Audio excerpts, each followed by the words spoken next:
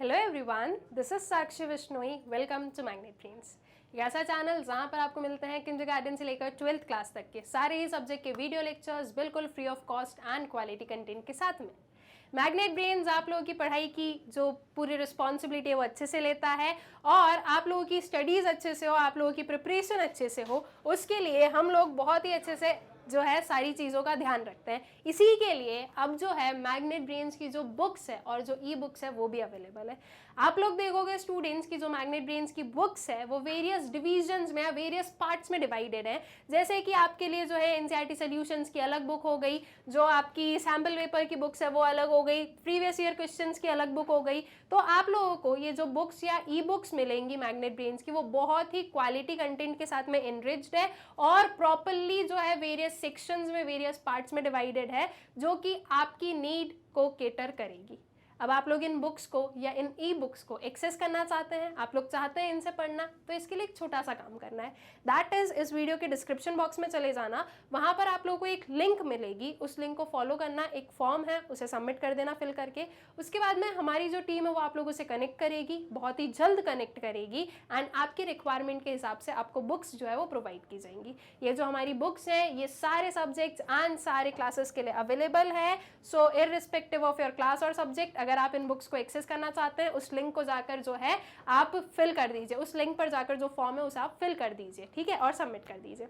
इसी के साथ में स्टार्ट करते हैं अपने इस पर्टिकुलर लेक्चर को, जिसमें कि हम लोग देखेंगे हमारी जो क्लास 12th इकोनॉमिक्स है इसमें हमारा जो मैग्नेट ब्रेन्स सैम्पल पेपर है उसमें पेपर 2 जो है वो हम करने वाले हैं सॉल्व, ठीक है। पेपर 1 को हम ऑलरेडी सॉल्व कर चुके हैं, अब बारी आती है पेपर 2 की और पेपर 2 को सॉल्व करते हैं, वेरियस क्वेश्चंस को देखते हैं और हमारी जो प्रिपरेशन है फॉर द बोर्ड एग्जाम्स वो बिल्कुल जो है अच्छे से कर लेते हैं, ठीक है। सो आई गेस आप सभी लोग एक्साइटेड होंगे पेपर 2 को भी सॉल्व करने के लिए। स्टार्ट करते हैं अपने पेपर 2 को, जो कि हम लोग सैम्पल पेपर्स देख रहे हैं किसके, मैग्नेट ब्रेन्स के, ठीक है। तो सबसे पहले स्टूडेंट्स पेपर्स को हम लोग जब भी किसी भी पेपर को स्टार्ट करते हैं या हमारे पास में कोई भी पेपर आता है तो सबसे पहले हमारे पास में क्या आते हैं, जनरल इंस्ट्रक्शंस आते हैं। तो इनिशियली जो है जनरल इंस्ट्रक्शंस देख लेते हैं हम लोग हमारे जो इस एग्जाम के या इस पेपर के होने वाले हैं, ठीक है। पेपर के हर एक एग्जाम में, आई मीन टू से कि हर एक एग्जाम में आप लोग ये मत सोचा करो कि जनरल इंस्ट्रक्शंस तो सेम ही होते हैं, जो लास्ट वाले सब्जेक्ट में थे वही इसमें होंगे, क्यों पढ़कर टाइम वेस्ट करना, ये मत सोचना। बहुत ही हार्डली 2 मिनट लगते हैं आपको इंस्ट्रक्शंस को पढ़ने में, लेकिन इंस्ट्रक्शंस जरूर पढ़ा करो, ठीक है। हमेशा मैं हर एक पर्टिकुलर वीडियो में बोलती हूँ, इसमें भी बोलूंगी, इंस्ट्रक्शंस को हमें जरूर से पढ़ना है, ठीक है। नाउ स्टूडेंट्स, ये जो हमारे मैग्नेट ब्रेन्स सैम्पल पेपर है फॉर दी बोर्ड एग्जाम्स, ये एग्जैक्टली जैसा आपका एग्जाम पेपर आएगा उसी फॉर्मेट में आपको मिलेगा। ऑब्वियस सी बात है, जब हम सैम्पल पेपर्स की बात करते हैं तो सैम्पल पेपर्स जो है हमें उसी पर्टिकुलर फॉर्मेट में मिलते हैं, ठीक है। तो अब जो है हम इन्हें सॉल्व करेंगे। आपके पास में जो है इसमें 2 सेक्शंस होंगे, सेक्शन ए होगा आपका मैक्रो इकोनॉमिक्स का, सेक्शन बी होगा आपके इंडियन इकोनॉमिक डेवलपमेंट का, जो कि आपके इसमें भी लिखा हुआ है जनरल इंस्ट्रक्शंस में भी। उसके बाद में आप लोगों के पास में 20 मल्टीपल चॉइस क्वेश्चंस होने वाले हैं जो कि 1 मार्क के होंगे। 10 जो है वो आपके सेक्शन ए के रहेंगे, 10 आपके सेक्शन बी के रहेंगे, ठीक है। उसके बाद में this paper consist of 4 short answer type questions जो कि 3 मार्क्स के होंगे, जिन्हें आपको आंसर करना है 60 to 80 वर्ड्स में। उसके बाद में you have 6 short answer type questions जो कि आपके 4 मार्क्स के होंगे एंड आपको इसे आंसर करना है 80 to 100 वर्ड्स में। Also this paper consist of 4 long answer type questions जो कि आपके 6 मार्क्स के होने वाले हैं, ठीक है। तो ये डिवीजन आप देख लेना, ये 4 जो शॉर्ट आंसर्स है उसमें से 2 इसमें आएंगे, 2 इसमें आएंगे। ये जो 4 मार्क्स वाले हैं वो 3 आपके मैक्रो इकोनॉमिक्स में आएगा, 3 इंडियन इकोनॉमिक डेवलपमेंट में आएगा। जो 6 मार्क्स वाले हैं वो 2 आपके मैक्रो इकोनॉमिक्स में आएंगे एंड 2 ही आपके किस में आएंगे, इंडियन इकोनॉमिक डेवलपमेंट में आएंगे, ठीक है। अब जो है हम इन एक एक करके जो पूरा हमारा पेपर है उसे सॉल्व करेंगे 1 2 3 4 5 करके। टोटल 34 क्वेश्चंस रहेंगे, उसमें से 20 क्वेश्चन तो आपके एमसीक्यूज ही हैं, तो कितनी अच्छी बात हो गई। जो आपके टोटल 80 मार्क्स है उसमें से अगर आपने एमसीक्यूज सही कर दिए तो 20 मार्क्स तो आपके ऐसे ही मिल जाएंगे आपको। तो बहुत ही मार्क्स स्कोरिंग चीज है वो स्टूडेंट्स, प्लीज ट्राई करना कि आप जो है एमसीक्यूज के सही आंसर जो है वो करो, ठीक है। अब जो है हम स्टार्ट करेंगे विद आवर सेक्शन ए, और सेक्शन ए को स्टार्ट करके साथ साथ में आगे बढ़ते जाएंगे और सेक्शन बी को भी कंप्लीट कर लेंगे, ठीक है ना। एक चीज जो कि मैं आप लोगों को बोलना चाहूंगी, जैसे जैसे हम लोग क्वेश्चंस को देख रहे हैं, एक जो आपको ट्राई करना है, दैट इज कि मैं यहाँ पर आंसर बता रही हूँ ना, उसके पहले ट्राई करो कि क्वेश्चन तो आपके सामने आ गया है, आप उसका आंसर लिखो। एमसीक्यूज तो चलो ठीक है, आप लोग साथ साथ में देख लोगे, जो आंसर राइटिंग वाले हैं हमारे, तो उसमें आप ट्राई करो कि आप जो हो आंसर उनके लिखो, ठीक है, ताकि उससे आपको समझ में आएगा कि आपने कहाँ पर आपके आंसर में गलती की है, या फिर आप आपका आंसर और इफेक्टिव कैसे बना सकते हो, ठीक है। मैं आपको आंसर्स यहाँ पर भी बताते जाऊंगी, किस पैटर्न में आपको आंसर करना होता है वो भी बताते जाऊंगी। तो बस एनालाइज करना है कि आपने जो आंसर लिखा है और मैं जो वेरियस ट्रिक्स बता रही हूँ या वेरियस चीजें बता रही हूँ वो आप लोगों के आंसर में है या नहीं है, ठीक है। अगर नहीं है तो ट्राई करो कि उन चीजों को भी आप लेकर आओ। एक किसी भी आंसर को एफिशिएंट या यूनिक कैसे बनाना है उस चीज को समझो। यूनिक बनाना और सही बनाना बहुत जरूरी है आपके आंसर को, क्योंकि देखो एक एग्जामिनर के पास में 1000 ऑफ कॉपीज है, अगर सबने सेम ही लिख दिया तो फिर सबको जो है, सब में से जो है टॉपर कैसे निकलेगा, या जो सब में से आपकी आंसर बुक जो है, आपकी आंसर नोटबुक जो है वो अलग कैसे दिखेगी। इसलिए आपको क्या करना है, यूनिक बनाना है आपके आंसर को, ठीक है। और यूनिक बनाने का मतलब ये नहीं कि कुछ भी लिख दिया, गाने लिख कर आ गए। यूनिक बनाने का मतलब है कि टू द पॉइंट आंसर लिखकर जो है प्रॉपर इफेक्टिव मैनर में आंसर करना है और सही आंसर करना है, ठीक है। उसे हम बोलेंगे कि आपका आंसर यूनिक, इफेक्टिव एंड सही है। ऑल्सो क्वालिटी पर ध्यान देना, क्वांटिटी पर ध्यान मत देना। ये मत सोचना कि हम बहुत भर ले, ठीक है, और हमें मार्क्स मिल जाएंगे, ये नहीं होगा। आपको अगर मार्क्स चाहिए तो क्वालिटी कंटेंट जो है वो आपको प्रोवाइड करना रहेगा, ठीक है। स्टार्ट करते हैं क्वेश्चंस के साथ में।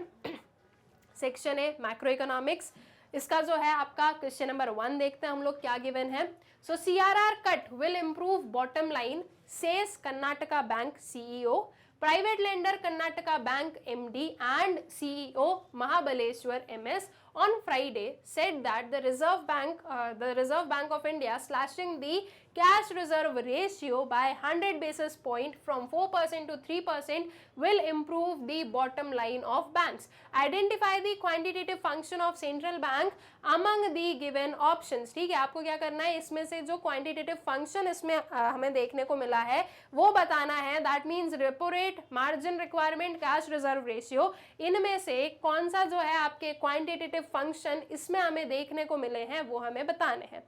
तो करेक्ट आंसर क्या होगा आपका, your option D, that is both A and B. Repo rate और कैश रिजर्व रेशियो दोनों आपके क्वांटिटेटिव क्या है, क्वांटिटेटिव फंक्शंस होते हैं। ये जो है ये आपका क्वालिटेटिव फंक्शन होता है, तो ये तो वैसे ही जो है नेग्लेक्ट हो गया। दूसरी चीज CRR, आप लोग देख सकते हो कि CRR का तो जो है प्रॉपर यहाँ पर नाम ही लिया गया है कि CRR की हम बात कर रहे हैं, तो CRR जो है वो करेक्ट है। Plus CRR cut will improve the bottom line, ठीक है, जो बॉटम लाइन है, जो CRR है उसकी वजह से जो बॉटम लाइन रेट्स है वो भी इंप्रूव हो जाएंगे। दैट इज जो रेपो रेट है वो भी जो है सही से वर्क करेगा। तो आपका करेक्ट ऑप्शन वुड बी और option D, that is both option A and C are true, ठीक है। फिर आ जाओ नेक्स्ट वाले क्वेश्चन पर। If the value of average propensity to save is 0.2 and national income is 4,000 crores, then consumption will be. क्या given है आपको, average propensity to save given है, इनकम गिवन है, और आपको फाइंड आउट करना है कंजम्पशन। कैसे कर लेंगे फाइंड आउट, देखो हमें पता है APS plus APC is equals to क्या होता है, 1 होता है, ठीक है। अब अगर हमारे पास में APS गिवन है तो हम APC फाइंड आउट कर सकते हैं। क्या कितना हो जाएगा आपका APC, 1 माइनस 0.2, तो APC आ जाएगा आपका 0.8, ठीक है। ये जो APC है that is equals to 0.8. Also we know APC is C divided by Y होता है, तो C divided by Y is equals to 0.8. यहाँ पर Y की जगह पर हम लिख लेते हैं 4000 को मल्टीप्लाई कर दो 0.8 से तो आपका कंजम्पशन निकल जाएगा। कितना आ जाएगा 0.8 into 4000, that will give you 3200 crore, ठीक है। तो करेक्ट ऑप्शन क्या होगा आपका, option D, that is 3200 crore. All right, I guess question clear है। देखो कहीं पर भी किसी भी क्वेश्चन में आपको ये लगे ना कि ये चीज हमें नहीं समझ में आई है, तो एक सिंपल सी चीज करना है कि जो हमारे कंसेप्चुअल वीडियोस है उन पर जाना, उन्हें देख लेना और अपना कंसेप्ट क्लियर कर लेना। क्योंकि ऑब्वियस सी बात है कि जब मैं क्वेश्चन आंसर्स करवा रही हूँ तो मैं उतना डिटेल में, उतना डीप में नहीं पढ़ाऊंगी जितना मैंने वहां पे पढ़ा है। और ऑब्वियस सी बात है कि मैं यहाँ पर यही अज्यूम कर रही हूँ कि आप लोग जो हो अपना जो कोर्स वर्क है, अपना जो कंसेप्चुअल वीडियोस, अपना जो सिलेबस है वो कंप्लीट कर लिए हो, और उसे कंप्लीट करने के बाद में आप सैम्पल पेपर्स को सॉल्व कर रहे हो, ठीक है। तो ये चीज मैं अज्यूम कर रही हूँ, तो आई गेस कि वो जो है आप लोगों के लिए क्लियरली यहाँ पर आप लोगों को समझ में आ रहा होगा। मतलब कि आप लोगों को जो है अगर कहीं पर भी कोई भी प्रॉब्लम होगी तो आप जो हो उन वीडियोस को जाकर देखकर अपना जो भी कंसेप्ट है उसे क्लियरली समझ लोगे। ठीक है, इतना अजम्पशन मैं लेके चल रही हूँ। नाउ आई गेस कि ये क्वेश्चन क्लियर हो गया है। नेक्स्ट वाले क्वेश्चन पर आ जाते हैं। According to adjustable peg system और Bretton Wood system of exchange rate, ठीक है, डैश, अब आगे हमें देखना है कि क्या चीज जो है वो उसे परफेक्टली मैच कर रही है। जो एडजस्टेबल पेग सिस्टम है या फिर जो ब्रेटन वुड सिस्टम है उसके लिए क्या चीजें लिखी गई सही है। US dollar was assigned gold value at fixed price. B है आपका different currencies were pegged to one currency. C, parity between two currencies was determined by the quality of gold contained in them, and D is all of the above. जो Britain would system है या फिर we can से कि जो आपका fixed exchange rate system था उसमें क्या चीज हुई थी, क्या उसमें US dollar was assigned the gold value at fixed price? Yes, बिल्कुल सही बात है। डिफरेंट करेंसीज जो है वो पेग्ड थी टू अदर करेंसी, ठीक है। देन उसके बाद में parity between two currencies was determined by the quantity of gold contained in them. Is this also true? Yes, also true. तो आपका करेक्ट ऑप्शन क्या आ जाएगा? आपका option D, that is all of them, ठीक है। इसमें एक और वाला क्वेश्चन है, और वाले क्वेश्चन में हमेशा आपको जो है दोनों में से एक ही क्वेश्चन को आंसर करना होता है, ठीक है। और में कभी भी दोनों क्वेश्चन को आंसर मत करना, वो सिंपली वेस्ट ऑफ टाइम है। एक ही क्वेश्चन को आंसर करना जो भी आपको सबसे बेस्ट वे में आता हो। क्वेश्चन है आपका, in case of the under employment equilibrium which of the following alternative is not true. ये जो पर्टिकुलर चीजें दी है इसमें हमें ये बताना है कि अंडर एम्प्लॉयमेंट इक्विलिब्रियम के हिसाब से कौन सा पर्टिकुलर स्टेटमेंट है जो कि ट्रू नहीं है। ऑप्शंस है आपके पास में, aggregate demand is equal to aggregate supply. B है आपके पास में, there exist excess production capacity in the economy. C है, resources are not fully and efficiently utilised. And D, resources are fully and efficiently utilised, ठीक है। आपको बताना है नॉट ट्रू वाली स्टेटमेंट की कौन सी स्टेटमेंट है जो कि ट्रू नहीं है। नाउ अंडर एम्प्लॉयमेंट इक्विलिब्रियम में क्या इकोनॉमी इक्विलिब्रियम पर है? अगर इकोनॉमी इक्विलिब्रियम पर है तो एडी और एएस इक्वल होंगे एक दूसरे के? बिल्कुल होंगे। दैट मीन्स ये वाली स्टेटमेंट क्या है? ट्रू है। तो अकॉर्डिंगली ये हमारा करेक्ट ऑप्शन नहीं है। बी पर आ जाओ, there exist excess production capacity in the economy. क्या इकोनॉमी में एक्सेस प्रोडक्शन कैपेसिटी है अंडर एम्प्लॉयमेंट में? बिल्कुल है, राइट। अंडर एम्प्लॉयमेंट में जो रिसोर्सेज है वो फुली और एफिशिएंटली यूटिलाइज्ड नहीं है, वो अंडर एम्प्लॉयड है। अभी उनमें और जो है चांसेस है कि वो और एम्प्लॉयड हो सकते हैं, वो जो रिसोर्सेज है वो और यूज हो सकते हैं, ठीक है। सो अकॉर्डिंगली ये बात भी सही है, इसलिए ये ऑप्शन गलत है हमारा। उसके बाद में resources are not fully and efficiently utilise, क्या ये बात सही है? ये भी बिल्कुल सही है, इसीलिए नॉट ट्रू तो ये होगी नहीं, ये तो ट्रू स्टेटमेंट है। डी पर आओ, resources are fully and efficiently utilised, क्या ऐसा होता है? ऐसा नहीं होता है। तो ये जो है ये आपकी नॉट ट्रू है। तो आपका जो ऑप्शन डी है वो आपका करेक्ट ऑप्शन होगा, ठीक है। आपका option D would be the correct option, C नहीं होगा स्टूडेंट्स, डी होगा, that resources are fully and efficiently utilised, ठीक है। D option would be the correct option. All right, फिर आ जाओ नेक्स्ट वाले क्वेश्चन पर। On the basis of the following schedule, what will be the value of MPS at ₹150 level of income, ठीक है। ये एक शेड्यूल गिवन है और हमें बताना है कि 150 वाला जो लेवल ऑफ इनकम है उस पर MPS कितना होगा, that is marginal propensity to save कितना होगा। अब मार्जिनल प्रोपेंसिटी टू सेव को आप लोग निकालते कैसे हो? Change in saving divided by change in income करके। हमें ये इनकम लेवल दिया है 150 पर, हमें बताना है तो हम प्रीवियस वाला देख लो। चेंज इन जो है इनकम कितना है आपका, 100 से 150 आए तो 50 is the change in income. Saving में कितना चेंज है, 0 से 30 पर आए हो तो 30 जो है वो आपका चेंज इन सेविंग है। 30 डिवाइडेड बाय 50 कर दो, आंसर आ जाएगा आपका, कितना आ जाएगा? 0.6। तो correct option would be your option B, that is 0.6, ठीक है। फिर आ जाओ नेक्स्ट क्वेश्चन पर। इसमें और वाला क्वेश्चन है, क्या गिवन है देख लेते हैं।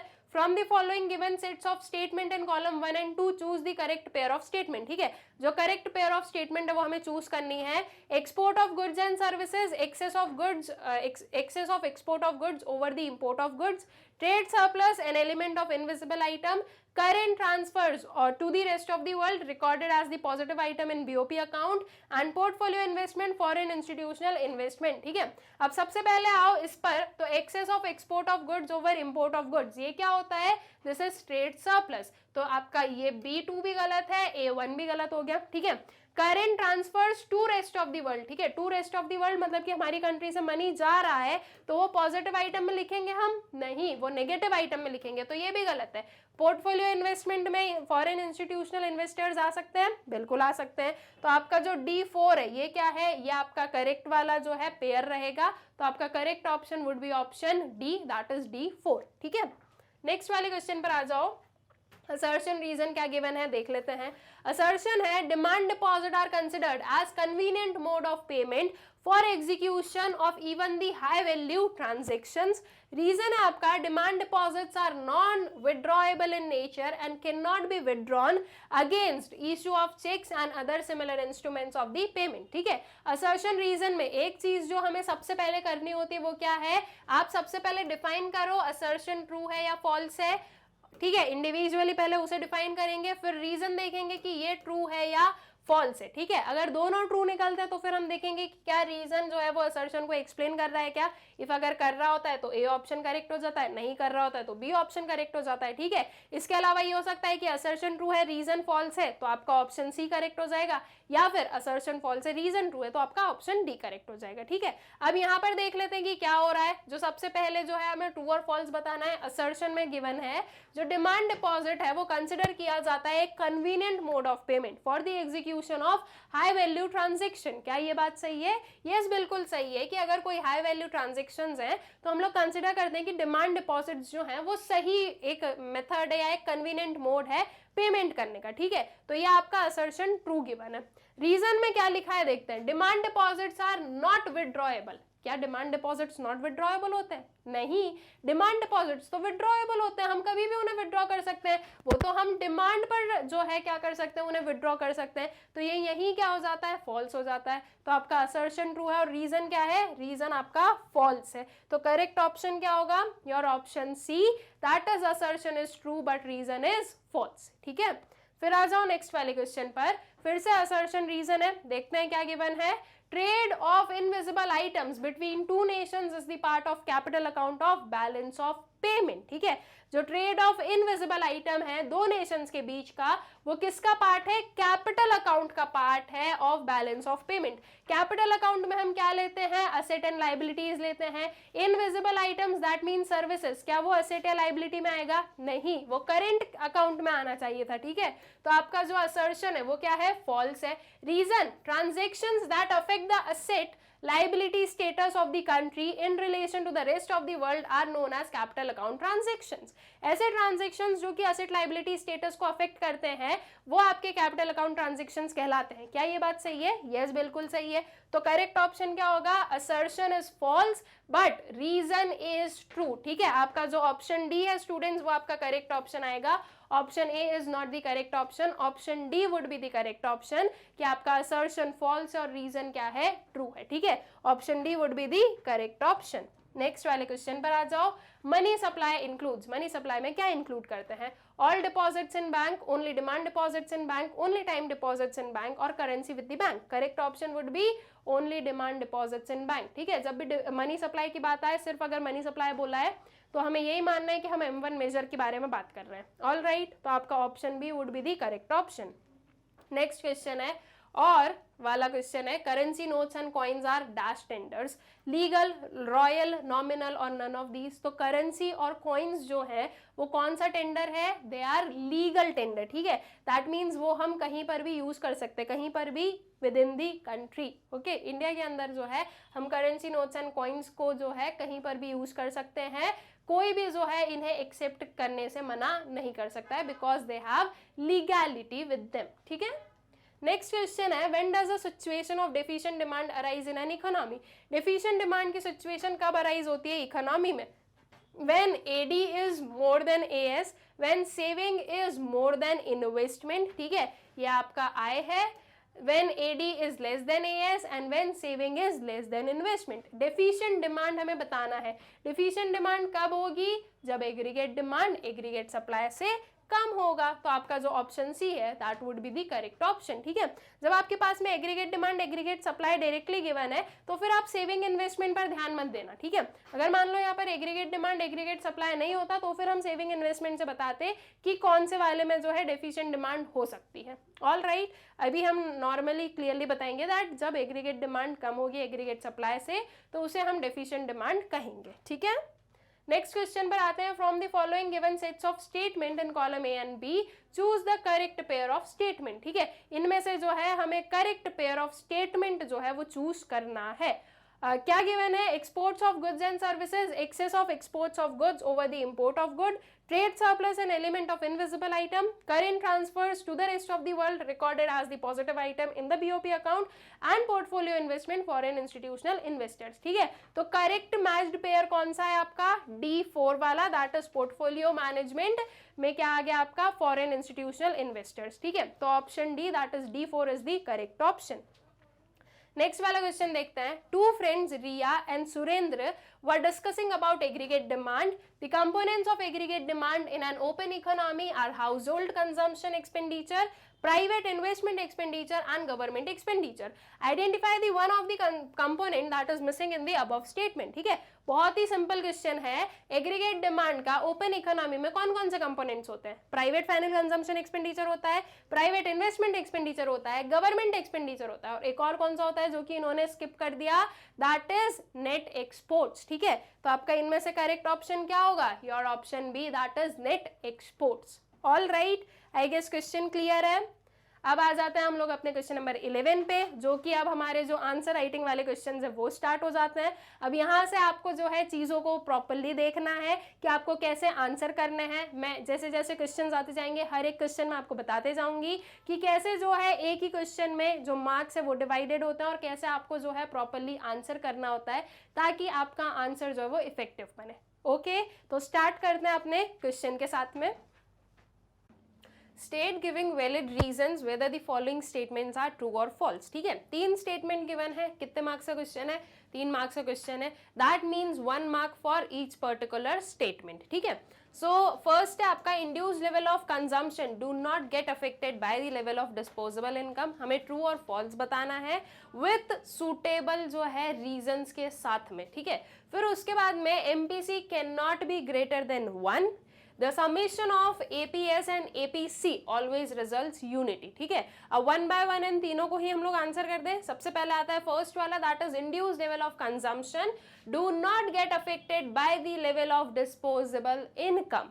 So the statement is false. ठीक है, स्टेटमेंट कैसी है? फॉल्स है। क्यों फॉल्स है उसे हम एक्सप्लेन कर देते हैं। That is the level of consumption that varies with the level of income is termed as induced consumption while the autonomous consumption is free from income level। ठीक है, अब हमने क्या बताया, उसका रीजन एक्सप्लेन किया कि क्यों जो है हम बोल रहे हैं ये स्टेटमेंट फॉल्स है। तो उसके पीछे का रीजन ये है कि जो इंड्यूस्ड जो इंड्यूस्ड कंजम्पशन होता है वो इनकम लेवल से अफेक्ट होता है, और जो ऑटोनॉमस कंजम्पशन होता है वो इंडिपेंडेंट होता है of the level of income. ठीक है, सो इसलिए जो है हम बोल रहे हैं कि ये जो है हमारा स्टेटमेंट क्या है? फॉल्स है। Then MPC cannot be greater than 1। MPC that is marginal propensity to consume 1 से greater नहीं हो सकता है। So MPC is the change in consumption due to change in income, therefore this cannot be greater than 1। ठीक है, इसमें पहले हम लिखेंगे कि this statement is true। All right, true क्यों है? क्योंकि MPC क्या है? MPC आपको बताता है कि वह चेंज इन इनकम कितना कंजम्पशन में चेंज हुआ है। तो अगर पूरी की पूरी जो चेंज इन इनकम है वो अगर आप कंजम्पशन के लिए भी यूज कर लो तो भी जो है आपका आंसर 1 आएगा, 1 से ज्यादा नहीं आ सकता है। तो इसीलिए जो है एमपीसी कभी भी ग्रेटर देन 1 नहीं हो सकता है। देन नेक्स्ट है the summation of APS and APC always results unity. ठीक है, जो समेशन है APS और APC का वो कितना होता है? यूनिटी, दैट इज 1 होता है। तो क्या ये स्टेटमेंट ट्रू है? बिल्कुल ट्रू है। So this statement is correct, following equation shows the relationship. ठीक है, ये स्टेटमेंट करेक्ट है और हम जो है एक पर्टिकुलर किससे बता रहे हैं? पूरी जो हमारी इक्वेशन है उससे इस चीज को एक्सप्लेन कर रहे हैं। दैट इज हमने क्या किया? APS प्लस APC लिखा। APS क्या होता है? हमें पता है S divided by Y APC होता है हमारा सी डिवाइडेड बाय वाई, ठीक है। तो ये हमारा जो है y तो दोनों साइड में इक्वल था, तो वो जो आपका मैथमेटिकल एक्सप्रेशन होता है एलसीएम हो जाएगा, ठीक है। तो c plus S divided by y आ गया। इनकम इज इक्वल्स टू क्या होता है स्टूडेंट्स, कंजम्पशन प्लस सेविंग होता है। तो c प्लस एस को हमने क्या लिखा, y लिखा है। सो y divided by y will give you 1, तो APS plus APC will give you 1। All right, तो इस एक्सप्रेशन को हमने यहाँ पर एक्सप्लेन कर दिया, ठीक है। हो गया हमारा आंसर, बिल्कुल जो है शॉर्ट एंड स्वीट मैनर में जो है हमने सब सारी चीजें एक्सप्लेन कर दी।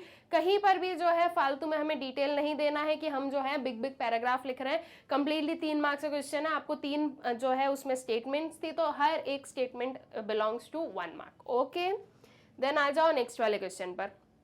डज पब्लिक डेप्थ इम्पोज अ बर्डन, क्या पब्लिक डेप्थ जो है वो बर्डन इम्पोज करती है। क्वेश्चन है आपके 3 मार्क्स का, तो आपको 60 to 80 वर्ड्स में कंप्लीट करना है, ठीक है। उससे ज़्यादा जो है आपको इसे नहीं ले जाना है। ये जो इतनी सारी चीज़ें यहाँ पर आपको देखने को मिलेगी, इसमें से भी आप जो है पॉइंट्स को और कट शॉर्ट कर देना। जैसे कि ये वाले पॉइंट में भी अगर हम लोग देखेंगे तो जब अभी हम लोग पढ़ रहे हैं तो मैं बता दूंगी कि कहाँ पे जो है आप क्या चीज़ें जो है इसमें से एलिमिनेट कर सकते हो और लिख सकते हो, ठीक है। अदरवाइज अगर लिख रहे हो तो थोड़ा थोड़ा जो है ना हमें छोटा करने की ज़रूरत है। इफ़ अगर मैंने एक साइड एक्सप्लेन कर दिया कि पब्लिक डेप्थ क्या होती है, 1 मार्क उसका हो गया, उसके पीछे का एक रीजन दे दिया, उसके पीछे का दूसरा रीजन दे दिया, तो 1 मार्क करके जो है 3 मार्क हमारे कंप्लीट हो जाते हैं।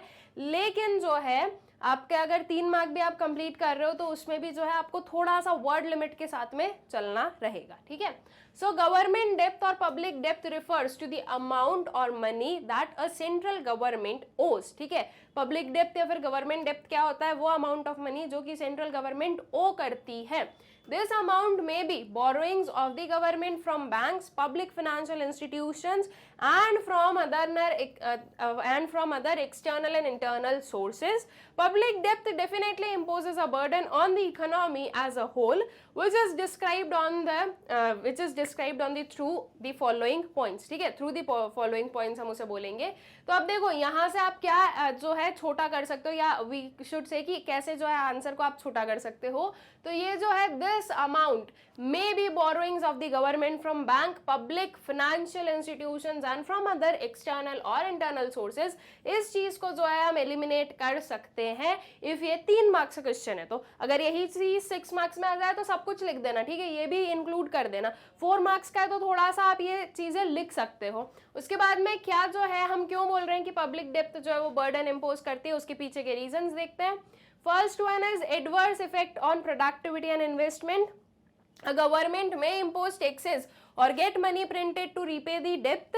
This, however, reduces the public's ability to work, save and invest, thus hampering the development of the country, ठीक है। तो ये जो पब्लिक डेप्थ है ये प्रोडक्टिविटी और इन्वेस्टमेंट पर जो है एडवर्स इफेक्ट जो है वो डाल सकती है।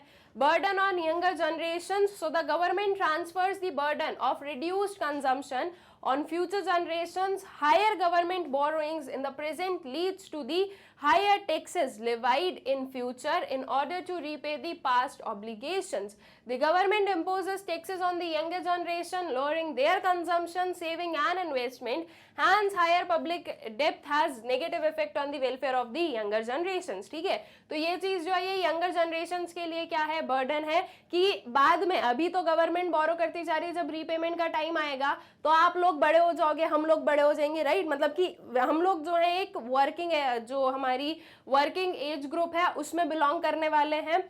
तो उसके बाद में जो है हमारे ऊपर क्या रहेगा, इसका जो बर्डन है वो रहेगा, बिकॉज गवर्नमेंट इसे रीपे करने के लिए क्या करेगी, हम लोगों से टैक्सेस लेगी, ओके, और वो जो है हाई टैक्सेस वगैरह हमें पे करने पड़ेंगे। तो अल्टीमेटली वो जो बर्डन है वो किसके ऊपर आ रहा है, यंगर जनरेशन के ऊपर आ रहा है, ठीक है। देन उसके बाद में lowers the private investment, so the government attracts more investment by raising rates of interest on bonds and securities. As a result, a major part of saving of citizens goes in the hand of the government, thus crowding out private investment, ठीक है। और इसके बाद में अगर हम लोग देखें तो और हम लोग लिख सकते हैं leads to drain of national wealth, so the wealth of the country is drained out at the time of repaying loans taken from foreign countries and institutions, ठीक है। तो ये कुछ हम पॉइंट्स बता सकते हैं कि कैसे जो है गवर्नमेंट डेप्थ जो है, पब्लिक डेप्थ जो है वो बर्डन इम्पोज करती है। 3 मार्क्स का क्वेश्चन है तो इसमें से आपको इतने सारे पॉइंट्स नहीं लिखना है, इसमें से जो है 1-2 पॉइंट्स को आप क्या कर देना, कैंसिल आउट कर देना, ठीक है। फिर आते हैं नेक्स्ट क्वेश्चन पर। एक न्यूमेरिकल बेस्ड क्वेश्चन है, 4 मार्क्स का क्वेश्चन है। देखते हैं क्या गिवन है। ए है इसमें आपका calculate net value added at market price, ये पर्टिकुलर इन्फॉर्मेशन है। और बी, इसके दो पार्ट्स है, ठीक है। बी पार्ट है आपका what is meant by double counting, why should it be avoided. अब 4 मार्क्स का क्वेश्चन है और इसमें 2 पार्ट है, तो दैट मीन्स कि दो marks belong to this one question और 2 मार्क्स का जो है आपका ये न्यूमेरिकल क्वेश्चन होगा। ऐसा नहीं है कि न्यूमेरिकल है तो ये 3 मार्क्स का हो गया और वो जो सेकेंड वाला है वो 1 मार्क का हो गया, ऐसा नहीं होगा, ठीक है। 2 मार्क्स का जो है इक्वल डिस्ट्रीब्यूशन रहेगा मोस्ट प्रोबेबली। और अगर कुछ जो है ऊपर नीचे रहता है तो कई बार आप लोग देखते हो कि आपका जो क्वेश्चन पेपर है उसमें लिखा हुआ होता है साइड में मार्किंग कि ये 2 मार्क्स का है, नेक्स्ट वाला 2 मार्क्स का है, ठीक है। उस हिसाब से भी लिखा रहता है। नाउ हमें क्या फाइंड आउट करना है students, net value added at market price find out करना है। देखते हैं क्या चीजें गिवन है। इंटरमीडिएट कंजम्पशन है, कंजम्पशन ऑफ फिक्स कैपिटल है, नेट इनडायरेक्ट टैक्सेस है, sales, export, net factor income to abroad and change in stock. Net value added at market price निकालना है, दैट मीन्स हम जो अपना वैल्यू एडिशन वाला जो मेथड है वो यूज करें। वैल्यू एडिशन से रिलेटेड ही सारी चीजें गिवन है। कैसे हम लोग फाइंड आउट करते हैं वैल्यू एडिशन वाला जो हमारा मेथड है उससे अपना जीडीपी एट एमपी, बिकॉज हमें इनिशियली मिलता क्या है, जीडीपी एट एमपी या फिर we can say gross value added at market price. तो इसे हम कैसे फाइंड आउट करते हैं, value of output minus intermediate consumption करके। वैल्यू ऑफ आउटपुट डायरेक्टली नहीं गिवन है तो वैल्यू ऑफ आउटपुट को हम कैसे फाइंड आउट करते हैं, sales plus change in stock, right. ये दोनों चीजों को जब हम प्लस करेंगे तो आपका जो वैल्यू ऑफ आउटपुट है वो निकल जाएगा। सेल्स गिवन है, बिल्कुल गिवन है, कितना, 2000। अब एक चीज देखना, एक आपके पास में सेल्स गिवन है, एक आपके पास में एक्सपोर्ट्स गिवन है। एक्सपोर्ट्स भी हैं तो हमारे सेल्स ही, राइट। सो दैट मीन्स कि हमें इसे सेपरेटली नहीं इंक्लूड करना है। अगर यहाँ पर सिर्फ लिखा होता, ये सेल्स की जगह पर मान लो यहाँ पर लिखा होता डोमेस्टिक सेल्स, तो हम इस चीज को ऐसे अज्यूम करते कि ये सिर्फ 2000 डोमेस्टिक सेल्स का है, इसमें एक्सपोर्ट इंक्लूडेड नहीं है। लेकिन ये डोमेस्टिक वर्ड नहीं है, यहाँ पर डायरेक्टली सेल्स गिवन है। तो अगर सेल्स गिवन है तो वी आर अज्यूमिंग कि हमारे पास में टोटल सेल्स गिवन है, ठीक है। अज्यूम करने वाला भी कुछ नहीं, ये चीज अंडरस्टूड है कि उसमें टोटल सेल्स गिवन है, चाहे वो डोमेस्टिक एरियाज में हो चाहे वो फॉरेन एरियाज में हो, ठीक है। तो इसलिए हम एक्सपोर्ट्स को सेपरेटली नहीं लेंगे, ठीक है। उसके बाद में चेंज इन स्टॉक है आपके पास में -50 का, तो वैल्यू ऑफ आउटपुट कितना आ जाएगा आपका 2000 प्लस -50, ठीक है। ये हम लोग करेंगे तो हमारे पास में हमारा वैल्यू ऑफ आउटपुट आ जाएगा। इंटरमीडिएट कंजम्पशन डायरेक्टली गिवन है 1000 का, तो अब वैल्यू ऑफ आउटपुट में से हम 1000 जो है इंटरमीडिएट कंजम्पशन का माइनस कर देंगे। उसके बाद में स्टूडेंट्स हमें फाइंड आउट करना है net value added at market price, इससे निकलेगा gross value added at market price. तो अब क्या करेंगे, इसमें से डेप्रिसिएशन को माइनस कर दो। डेप्रिसिएशन मतलब कि कंजम्पशन ऑफ फिक्स कैपिटल, तो 50 जो है ये और माइनस कर देंगे, ठीक है। तो अल्टीमेटली आपका जो net value added at market price है वो निकल जाएगा, ठीक है। इसकी अगर वैल्यू देखें तो कुछ ये यहाँ पर देख सकते हैं, sales plus change in stock minus intermediate consumption minus consumption of fix capital, that is 2000 plus -50 -1000 and -50। तो सिंपल सी चीज है, -50 -50 -100 हो गया और ये कितना हो गया आपका -1000। तो दैट इज 2000 में से आपको क्या करना है, 1100 को माइनस करना है। तो आंसर इज 900 करोड़। तो NV at MP is equals to 900 crore, ठीक है। आई गेस प्रॉपरली जो है आपको समझ में आ गया है। उसके बाद में आ जाओ इसके सेकेंड वाले पॉइंट पर, that is what is meant by double counting, why should it be avoided. अब इसका आंसर कर देते हैं। So the problem of double counting arises when the value of certain goods and services are counted more than once while estimating national income via value added method. This happens when the value of intermediate goods is counted in the estimation of national income along with the final value of goods and services, ठीक है। तो ये कब होती है, ये problem जो है डबल काउंटिंग की, वो कब अराइज होती है, वो अराइज होती है जब कोई भी जो सर्टन गुड्स एंड सर्विसेज हैं उनकी वैल्यू जो है वो हम एक बार से ज्यादा क्या कर लेते हैं, काउंट कर लेते हैं, ठीक है। while estimating national income by value added method, ये यूजुअली वैल्यू एडेड मेथड में ही होती है, क्योंकि यहाँ पर हम जो है प्रोडक्शन बेसिस पर क्या करते हैं, चीजों की प्राइस लेते हैं, गुड्स एंड सर्विसेज की प्राइसेस जो है वो लेते हैं, ठीक है। So it happens when the value of intermediate good is counted in the estimation of national income along with the final value of goods and services. अब इसे अवॉइड कैसे किया जा सकता है? So there are two methods to avoid the problem of double counting. First one is to consider only the final value of output produced and second one is to consider only the value added of the output produced, ठीक है। तो इन दो method से जो है आपकी जो problem of double counting है उसे एलिमिनेट किया जा सकता है, ठीक है। फिर आ जाओ नेक्स्ट वाले क्वेश्चन पर। अब नेक्स्ट वाला जो क्वेश्चन है वो इसी का और वाला क्वेश्चन है, ठीक है। दैट मीन्स या तो आप वो क्वेश्चंस को आंसर करोगे या तो फिर आप इन क्वेश्चंस को आंसर करोगे। देखते हैं क्या गिवन है। How should the following be treated while estimating national income?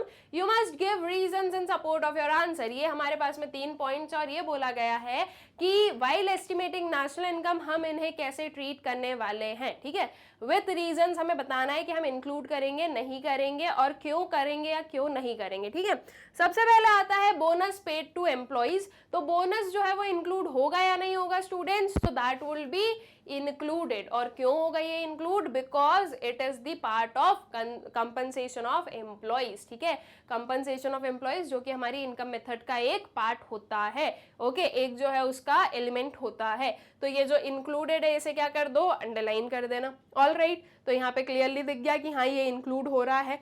क्यों हो रहा है? Because it is compensation paid to the employees, ठीक है। Then next is addition to the stocks during a year. और थर्ड वाला है आपका purchase of taxi car by a taxi driver. अब किसे इंक्लूड कर रहे हैं, नहीं कर रहे हैं? सो सबसे पहले आता है addition to stock. So it should also be included because it is investment in investment in a final expenditure, ठीक है, या इन्वेस्टमेंट इन जो फाइनल एक्सपेंडिचर है उसका एक इन्वेस्टमेंट है, ठीक है। सो इसीलिए जो है इसे भी हम लोग क्या करेंगे, इंक्लूड करेंगे।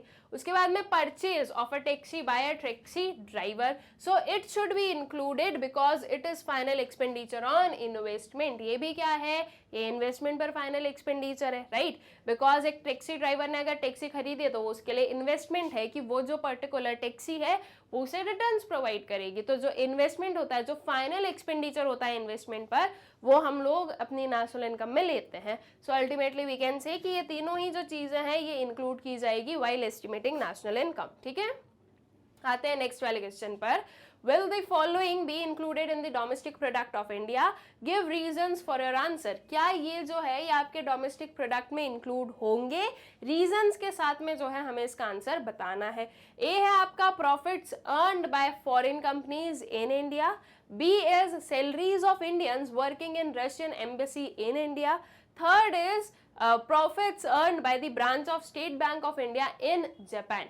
क्या देखना है स्टूडेंट्स? डोमेस्टिक प्रोडक्ट देखना है, ठीक है। दैट मीन्स कि डोमेस्टिक टेरिटरी में जो इंक्लूड होगा वो आपके डोमेस्टिक प्रोडक्ट का पार्ट होगा। सबसे पहले आता है profit earned by foreign companies in India. Foreign companies in India, are they part of domestic territory of India?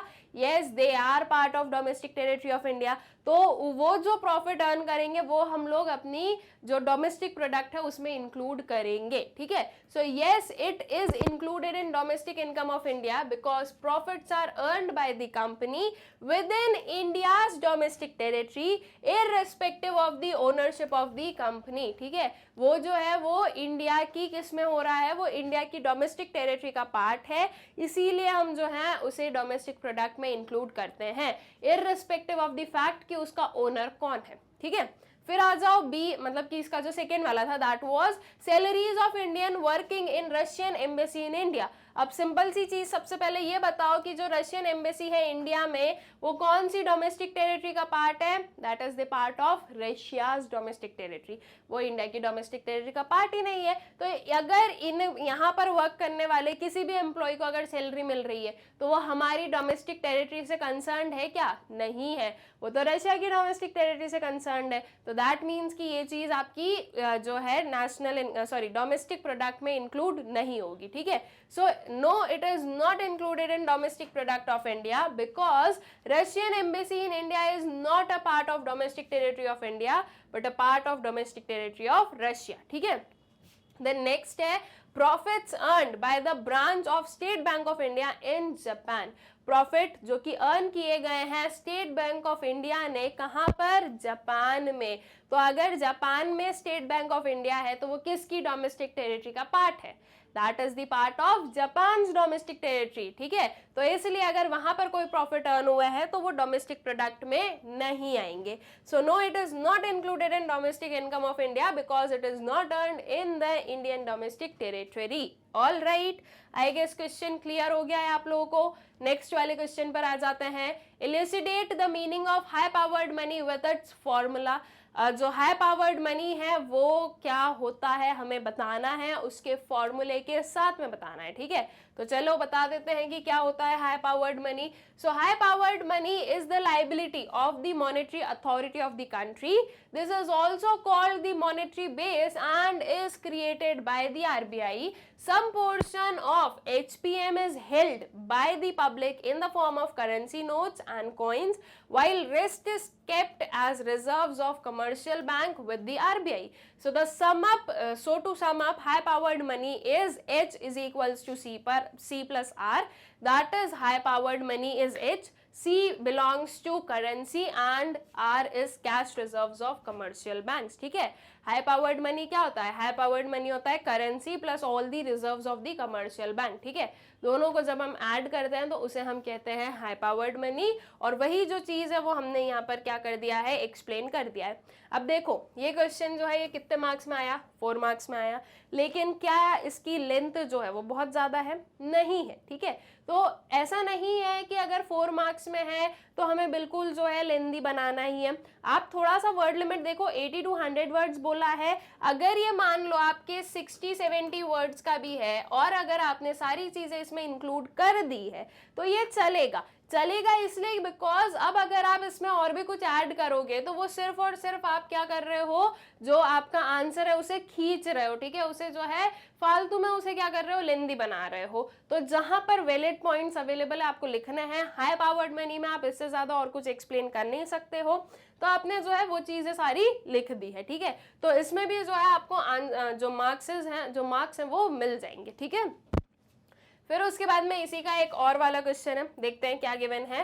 Concise the various agency functions of the commercial bank, ठीक है। जो commercial bank के agency functions हैं वो हमें explain करने। अब specifically यहाँ पर एजेंसी फंक्शंस की बोला है तो आप एजेंसी फंक्शंस को ही क्या करोगे, एक्सप्लेन करोगे। ये नहीं कि हमें याद नहीं आ रहे एजेंसी फंक्शंस तो हमने दूसरे लिख दिए, उसमें आपको मार्क्स नहीं मिलेंगे, ठीक है। आपको एजेंसी फंक्शंस ही बताने होंगे। आंसर देख लो, एजेंसी फंक्शन क्या होता है सबसे पहले हम वो एक्सप्लेन कर देंगे। सो commercial bank perform various agency functions with the primary purpose of acceptance of deposit and granting of loans. These functions include collection of funds, transfer of funds, okay. तो collection of funds को हमने थोड़ा explain करा। The commercial bank collects funds on behalf of their customers through bills, checks, etc. ठीक है। जो bank है, जो कमर्शियल बैंक है, वो कस्टमर के बिहाफ पे कस्टमर का एजेंट बन के जो है जो फंड्स वगैरह है उसे कलेक्ट करती है। Transfer of funds. These banks also provide an easy flow of funds from place to place via mail transfer, demand drafts, etc. C में देख लो हमारा banks collect insurance premiums, dividend, interest on debentures, etc. ठीक है। उसके अलावा जो और भी एजेंसी फंक्शंस हैं, bank assist in the process of tax payment of the account holders. Then comes bank also play the roles of trustees or executors for their customers, ठीक है। तो जितने भी एजेंसी फंक्शंस है वो हमने क्या कर दिए यहाँ पर एक्सप्लेन कर दिए हैं, ठीक है। फिर आ जाओ नेक्स्ट क्वेश्चन पर। Answer the following question on the basis of the given figure. ये एक फिगर गिवन है और ये कुछ क्वेश्चंस है स्टूडेंट्स जो कि हमें आंसर करने हैं, ओके। ये 16th का ए वाला पार्ट है और बी वाला पार्ट है जस्टिफाई द स्टेटमेंट करके, ठीक है। तो अब जो है इस पर आते हैं सबसे पहले ए के 1 पर। What does the shaded area AOB indicate, ठीक है। ये एक हमारे पास में क्या है, ग्राफ है, और इसमें हमें बताना है कि जो शेडेड एरिया है AOB वाला ये क्या इंडिकेट कर रहा है, ठीक है। व्हाट इज दिस पर्टिकुलर जो एरिया है या दिस पर्टिकुलर पार्ट है वो क्या आपको इंडिकेट कर रहा है। तो ये क्या इंडिकेट कर रहा है students, this is indicating dissaving, right. ये हमें क्या बता रहा है, ये हमें बता रहा है कि डिस सेविंग कितनी है आपकी इकोनॉमी में, ऑल राइट। उसके अबव वाला जो पार्ट है, ये वाला अगर हम लोग पार्ट देखें तो दिस इज शोइंग कि कितना जो है आपके पास में आपकी जो इकोनॉमी उसमें सेव हो रहा है, और ये आपका शो करता है डिस सेविंग को, ठीक है। तो ये डिस सेविंग शो करता है, इसे थोड़ा सा हम जो है लिख देंगे कि क्या बता रहा है AOB part. Then what is the significance of point B. Point B का सिग्निफिकेंस क्या है, पॉइंट बी क्या है, this is the point B, इसका सिग्निफिकेंस क्या है। तो पॉइंट बी आपको क्या शो कर रहा है, point B is showing you break even point, right. यहाँ पर क्या इंडिकेट किया जा रहा है, ब्रेक इवन पॉइंट इंडिकेट किया जा रहा है। At this point your savings is equals to 0, that means at this point consumption is equals to income, ठीक है। अगर सेविंग 0 है तो कंजम्पशन और इनकम जो है वो क्या हो जाएंगे, इक्वल हो जाएंगे। तो पॉइंट बी इंडिकेट कर रहा है कि इस एट दिस पॉइंट जो इकोनॉमी है उसमें कोई भी सेविंग नहीं हो रही है, सारी जो इनकम है वो कंजम्पशन के लिए यूज की जा रही है। There is 0 saving in the economy. All right, I guess दोनों क्वेश्चन आप लोगों को समझ में आ गए कि आपको जो है कैसे इन्हें आंसर करना है। एक ग्राफ को देखकर, एक फिगर को देखकर जो है आप कैसे इन्हें आंसर कर सकते हो। उसके बाद में आ जाओ इसके बी वाला जो हमारा क्वेश्चन है, that is justify the statement MPC plus MPS are related to multiplier, ठीक है। अब इन्हें हम वन बाय वन एक्सप्लेन करेंगे, एक बार क्वेश्चन पढ़ लेते हैं कि क्या गिवन है। तो एमपीसी और एमपीएस जो है वो रिलेटेड है मल्टीप्लायर से। उसके बाद में economy can not be at equilibrium when ex ante savings are greater than ex ante investments and investment increases with the increase in income, ठीक है। तो ये 3 पॉइंट्स गिवन है, इन्हें हमें क्या करना है, इन्हें हमें जस्टिफाई करना है। अब सबसे पहले हम ए के 1 एंड 2 को आंसर करें, फिर बी के जो 1, 2, 3 है उन्हें आंसर कर देंगे। ए का सबसे पहले 1 आता है, दैट इज एओबी आपको क्या इंडिकेट कर रहा है, या जो शेडेड एरिया हमारा एओबी वो क्या इंडिकेट कर रहा है। So the shaded area AOB indicates negative savings और dissavings. Dis saving is the other name of negative saving, that is using the past savings or expenses meant by borrowings, ठीक है। So dis savings are done when the consumption expenditure is greater than the income।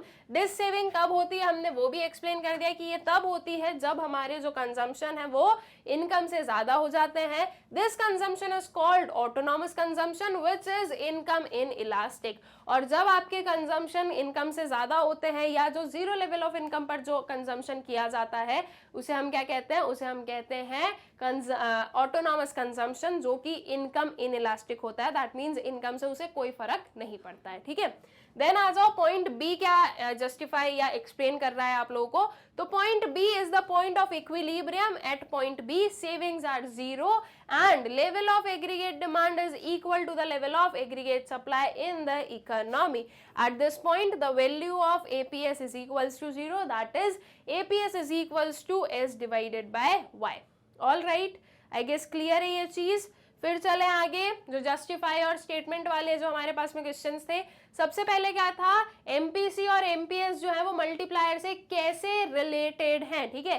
That means MPC और MPS का क्या relationship है multiplier के साथ में वो बताना है। तो वी नो एमपीसी जो है वो डायरेक्टली रिलेटेड है किससे, मल्टीप्लायर से, और जो एमपीएस है वो इनवर्सली रिलेटेड है मल्टीप्लायर से। Greater the value of MPC greater will be the value of multiplier and vice वर्सा।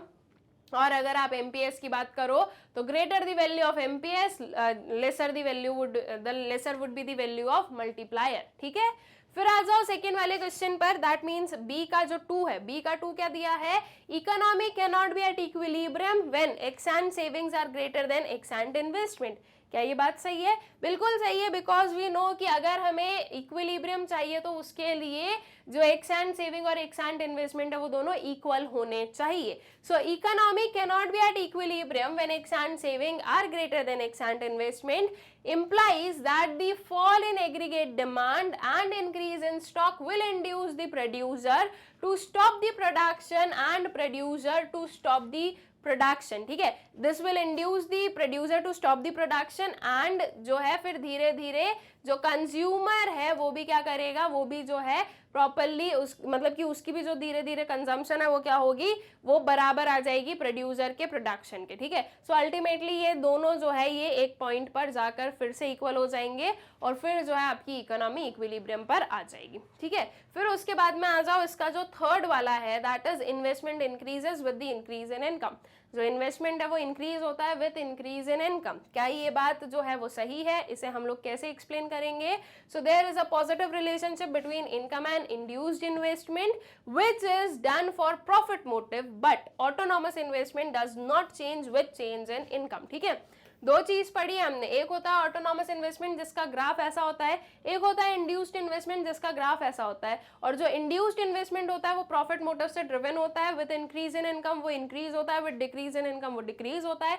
लेकिन जब हम ऑटोनॉमस इन्वेस्टमेंट की बात करते हैं तो ऑटोनॉमस इन्वेस्टमेंट जो है वो इंडिपेंडेंट होता है of the state of income. ठीक है, और वो कांस्टेंट ही रहता है। ऑल राइट, तो वो दोनों चीजें हमने लिख दी है क्योंकि जो क्वेश्चन था उसमें इंड्यूस्ड या ऑटोनॉमस नहीं बोला गया। ठीक है, उसमें इन्वेस्टमेंट बोला गया। तो इन्वेस्टमेंट से हमने बता दिया कि देखो भाई, अगर इंड्यूस्ड इन्वेस्टमेंट है तो उसका इनकम के साथ में पॉजिटिव रिलेशनशिप है, और अगर ऑटोनॉमस इन्वेस्टमेंट है तो उसका इनकम के साथ में कोई रिलेशनशिप नहीं है। दैट मीन्स उसे जो है इनकम से कोई मतलब नहीं है। ठीक है, फिर आ जाओ नेक्स्ट वाले क्वेश्चन पर। Visits of foreign countries for sightseeing etc. by the people of India is on rise. What will be its likely impact on foreign exchange rate and how? ठीक है, क्वेश्चन है कि फॉरेन कंट्रीज में जो visit है by Indians वो rise पर है। ठीक है, दैट मीन्स जो है हमारी कंट्री से बहुत सारे लोग जो है वो फॉरेन ट्रिप्स पर जा रहे हैं। What will be its likely impact on foreign exchange rate and how? ठीक है, इसका क्या इम्पैक्ट होगा फॉरेन एक्सचेंज रेट पर और कैसे होगा, इस चीज को क्या करना है, हमें एक्सप्लेन करना है। ठीक है, सो आंसर देखते हैं इसका। With the increase in the foreign visit by the people of India, the demand for foreign currency increases. With the supply of foreign currency remaining the same, the foreign exchange rises, implying a depreciation of rupee. This can be explained diagrammatically as follows. अब क्या होगा कि अगर foreign visit बढ़ेगी India के लोगों की, ठीक है, दैट मीन्स इंडियंस जो हैं वो अगर फॉरेन ट्रिप्स पर ज़्यादा जाएंगे, सो दैट क्लियरली मीन्स कि जो फॉरेन एक्सचेंज की डिमांड है या फॉरेन करेंसी की जो डिमांड है वो इंक्रीज होगी।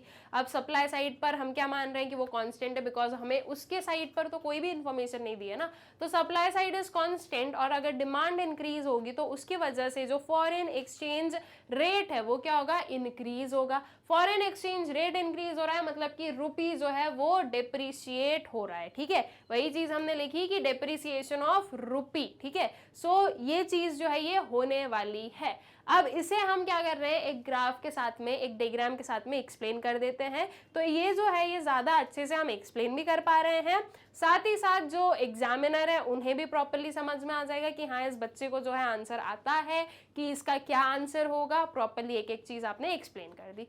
कितने भी मार्क्स से क्वेश्चन हो, इफ अगर कोई भी क्वेश्चन में स्कोप है कि आप वहां पर जो है फ्लो चार्ट बना सकते हो, वहां पर कोई ग्राफ बना सकते हो, ओके, तो वो चीज़ जो है वो आपको करनी होती है। ठीक, इससे जो है आपका आंसर जो है वो ज़्यादा अच्छा बनता है। सिर्फ आप जो है पैराग्राफ पे पैराग्राफ लिखोगे वो इतना इफेक्टिव नहीं है जितना इफेक्टिव आपके फ्लो चार्ट्स रहेंगे, आपके डायग्राम्स रहेंगे, आपके ग्राफ्स रहेंगे, क्योंकि वो एक जो है कंप्लीट पिक्चर बता देता है कि आपको कितना आता है। तो कई बार ये होता है कि जो आपके एग्जामिनर होता है वो सिर्फ आपके फ्लो चार्ट को देखकर ही जो है आपको मार्क्स दे देते हैं कि नहीं नहीं इसने इतना तो लिखा है, इसको पता होगा, ठीक है यार दे दो मार्क्स, बिकॉज वो इतनी कॉपीज चेक करते हैं कि वो भी फ्रस्ट्रेट हो जाते हैं। ठीक है, तो इसलिए जो है ये चीजें आप लोगों के लिए अच्छी रहेंगी।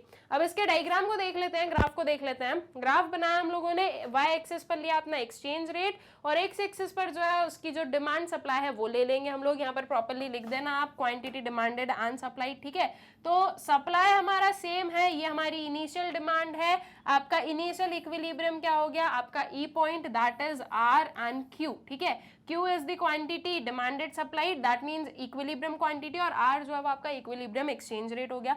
उसके बाद में डिमांड बढ़ रही है, तो डिमांड में हम क्या करेंगे, राइट वर्ड शिफ्ट करेंगे, डी डैश हमने इसका बना दिया है, ये राइट वर्ड शिफ्ट हो गया। अब इसके राइट वर्ड शिफ्ट होने की वजह से न्यू इक्विलिब्रियम आ गया हमारे पास में ई डैश, और न्यू जो है हमारे पास में एक्सचेंज रेट आ गया, that is R1 which is above the R, that means R से क्या है वो ज्यादा है। ठीक है, अबव जा रहा है मतलब कि वो ज्यादा है। तो यह आपको ये जो पर्टिकुलर डायग्राम है ये आपको क्या शो कर रहा है कि जो एक्सचेंज रेट है वो राइज हो रहा है। अब इस ग्राफ को सिर्फ बनाकर काम खत्म नहीं होता है, इस ग्राफ को हमें क्या करना है, प्रॉपरली एक्सप्लेन करना है। ठीक है, so in the figure DD and SS are the initial demand curve and supply curve for foreign currency respectively. ठीक है, ये जो सारी चीजें हैं, ये जो सारे आपने यहाँ पर डिनोशंस किए, उनको एज इट इज हमें क्या लेना है, अपना जो एक्सप्लेनेशन है उसमें लेना रहेगा। E is the initial equilibrium point with OR as the equilibrium exchange rate, ठीक है, ये OR जो है वो क्या आ गया आपका, equilibrium exchange rate आ गया। As an increase in the demand for foreign currencies shift the demand curve from DD to D dash D dash, with the shift in demand curve new equilibrium established at point E dash, ठीक है, new equilibrium आ गया हमारा इस point पर, that is E dash पर। उसके बाद में where the exchange rate rises from OR to OR1, हमारा एक्सचेंज रेट इस OR से कहां पे चला गया, OR1 पे चला गया, ठीक है, तो ये चीज भी दिखा दी। And the demand and supply of foreign currency rises from OQ to OQ1, ठीक है, तो जो demand and supply foreign currency की वो क्या राइज हो रही है, OQ से वो कहां जा रही है, OQ1 पर जा रही है, ठीक है। So a rise in the exchange rate implies currency depreciation. All right, ये हमने अपना ग्राफ भी बना दिया, उसको एक्सप्लेन भी कर दिया, और सबसे पहले ही जो है हमने एक्सप्लेन कर दिया था कि अगर ये चीज हो रही है, अगर फॉरेन विजिट्स जो है वो अगर बढ़ रही है बाय इंडियंस, तो उसकी वजह से जो एक्सचेंज रेट है वो राइज होगा और करेंसी जो है वो डिप्रिशिएट होगी। ठीक, आंसर कंप्लीट, आई होप सो आप लोगों को भी क्लियर हो गया होगा। अब हमारा मैक्रो इकोनॉमिक्स वाला पार्ट कंप्लीट हो जाता है। आ जाते हैं सेक्शन बी पर, that is Indian economic development. फिर से सबसे पहले जो हमारे पास में 10 MCQs आ जाएंगे, देख लेते हैं 10 MCQs को, फिर उसके बाद में जो हमारे क्वेश्चन आंसर्स हैं उन्हें देख लेंगे। क्वेश्चन है आपके पास में, the country having maximum population in the world is India, China, Pakistan, none of these. Maximum population कहां पर है, चाइना में है, option B is the correct option. Next पर आते हैं, first 5-year plan of dash commenced in the year 1956। 1956 में किसका, कौन सी कंट्री का जो है फर्स्ट 5-year प्लान जो है वो कमेंस हुआ था, चाइना, पाकिस्तान, इंडिया और Bangladesh. So that was Pakistan, your option B would be the correct option, ठीक है। नेक्स्ट पर आ जाओ, why do we need to invest in human capital, human capital में इन्वेस्ट करने की जरूरत क्यों है। Skill development, increase efficiency, increase productivity and all of the above, तो क्या ये सारी चीजें होंगी, यस बिल्कुल, तो all of the above would be the correct option. Next question है आपका, the kind of unemployment in which workers seem to be working but its contribution to production is negligible is called.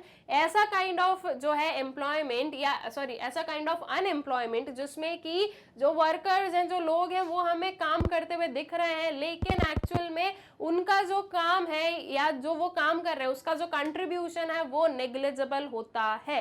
तो ऐसे particular unemployment को हम कौन सा type of unemployment कहते हैं, बहुत ही सिंपल आंसर है, that is the disguised unemployment. तो करेक्ट ऑप्शन क्या आएगा आपका, सीजनल, डिस्गाइज्ड, इंडस्ट्रियल और educated. Correct option would be option B, that is disguised unemployment, ठीक है।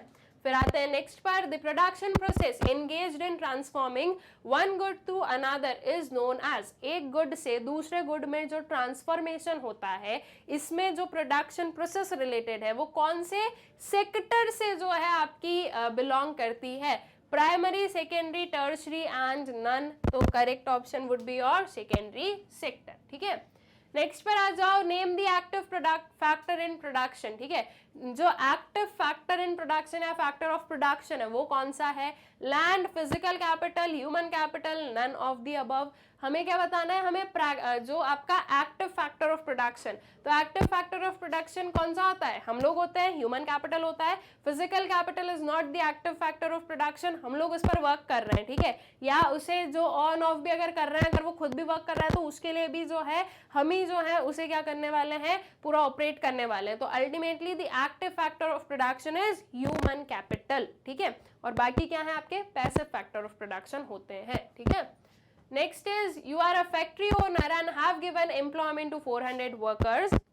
If 10 workers are dismissed by you without loss of production, then this situation will be described as, आप क्या हो, आप एक factory owner हो और आपने जो है 400 लोगों को एम्प्लॉयमेंट प्रोवाइड किया है, और अगर आप उन 400 में से 10 लोगों को निकाल दो और उसकी वजह से आपके प्रोडक्शन पर कोई असर नहीं पड़ रहा है, जितना 400 लोग प्रोड्यूस कर रहे थे उतना ही 390 जो वर्कर्स है वो प्रोड्यूस कर रहे हैं, वो आपको प्रोडक्शन करके दे रहे हैं। तो ऐसे काइंड ऑफ सिचुएशन को आप क्या कहते हो, casual unemployment, disguised unemployment, structural unemployment और सीजनल अनएम्प्लॉयमेंट। अनएम्प्लॉयमेंट। तो ये क्या होगा students, this would be disguised unemployment. क्यों? क्योंकि वो आपको ये शो कर रहा है कि वो 10 लोगों की मार्जिनल प्रोडक्टिविटी 0 है, उनका काम करना ना करना बराबर है, वो सिर्फ और सिर्फ एम्प्लॉयड है लेकिन उनकी वजह से कोई एक्स्ट्रा प्रोडक्शन नहीं हो रहा है।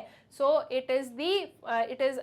This situation can be described as disguised unemployment. ठीक है, फिर आते हैं नेक्स्ट पर। इसी में एक और काइंड ऑफ क्वेश्चन है, क्वेश्चन को देखते हैं। The government can achieve it's budget objective of redistribution of income by, जो गवर्नमेंट है वो अचीव कर सकती है इनका जो बजट ऑब्जेक्टिव है ऑफ रीडिस्ट्रीब्यूशन ऑफ इनकम। ठीक है, रीडिस्ट्रीब्यूशन ऑफ इनकम के बारे में आप लोगों को स्पेसिफिकली बोला गया है कि ये वाला जो पर्टिकुलर ऑब्जेक्टिव है ये गवर्नमेंट कैसे अचीव कर सकती है। Options are managing the general price level in the economy to the desired level, B है आपका increasing the gross domestic product of the economy, C bringing the production of goods and services under its direct and absolute control, D rationalisation of taxes in pro poor direction. ठीक है, क्या है आपका redistribution of income. Income को redistribute हम कैसे करते हैं या गवर्नमेंट कैसे करती है, टैक्सेस चार्ज करती है रिच से और पुअर को क्या करती है, सब्सिडीज प्रोवाइड करती है।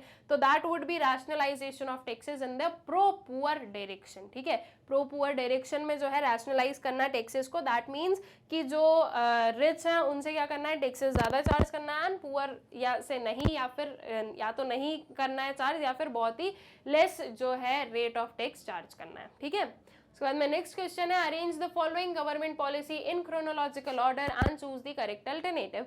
ये हमारे पास में कुछ गिवन है, इसे हमें जो है प्रॉपर क्रोनोलॉजी में क्या करना है, अरेंज करना है, and then we have these alternatives. इन अल्टरनेटिव्स को हमें, इन अल्टरनेटिव्स में से हमें जो है करेक्ट अल्टरनेटिव चूज करना है। ठीक है, अब इसमें क्रोनोलॉजी देखो 2 3 4 1 3 2 1 4, तो इस वे से है। तो सब बेसिकली हमें करना क्या है, बेसिकली हमें ये करना है, हमें ये बताना है कि आपकी क्रोनोलॉजी कौन सी सही है। ठीक है, आ जाओ क्वेश्चन पर, जो इसकी 4 पॉइंट्स है वो पढ़ते हैं। Study group formed by planning commission for poverty, second one is task force on projection of the needs and minimum effective consumption demand, third है आपका Mahatma Gandhi national rural employment guarantee act, and fourth is Jan Dhan योजना। अब मान लो students कि आपको नहीं पता कि कौन सी चीज कौन से ईयर में आया, या फिर जो मोस्ट कंफ्यूजिंग आपको लग सकता है, वैसे तो है नहीं, अगर आप लोगों ने पढ़ा है तो आप क्लियरली बता सकते हो कि इसका करेक्ट क्रोनोलॉजी क्या होगा।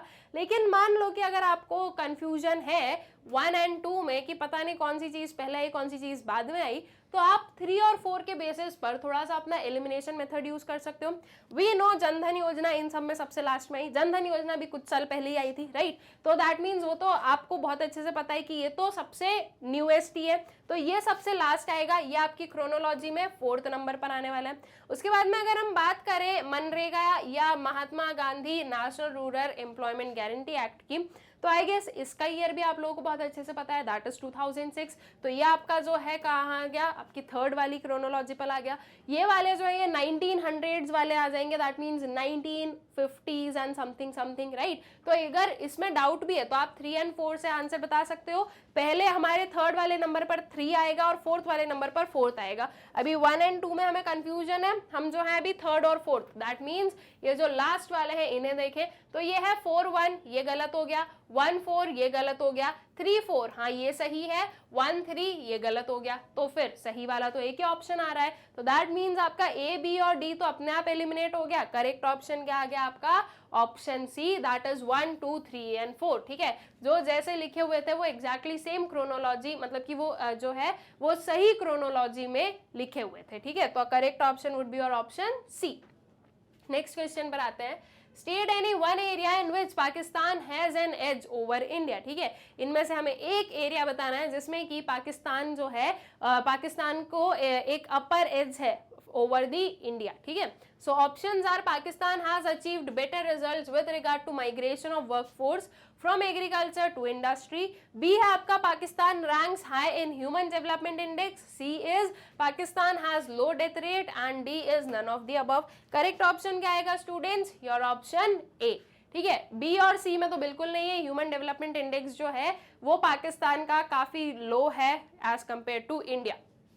पाकिस्तान जो है वो एक उसने मतलब कि पाकिस्तान में जो है बेटर रिजल्ट्स हमें देखने को मिले थे in a shift from agriculture to industrial area या इंडस्ट्रीज, ठीक है। तो वहां पर जो है एक एज हम बोल सकते हैं कि ओवर इंडिया है पाकिस्तान की। तो correct option is your option A, ठीक है।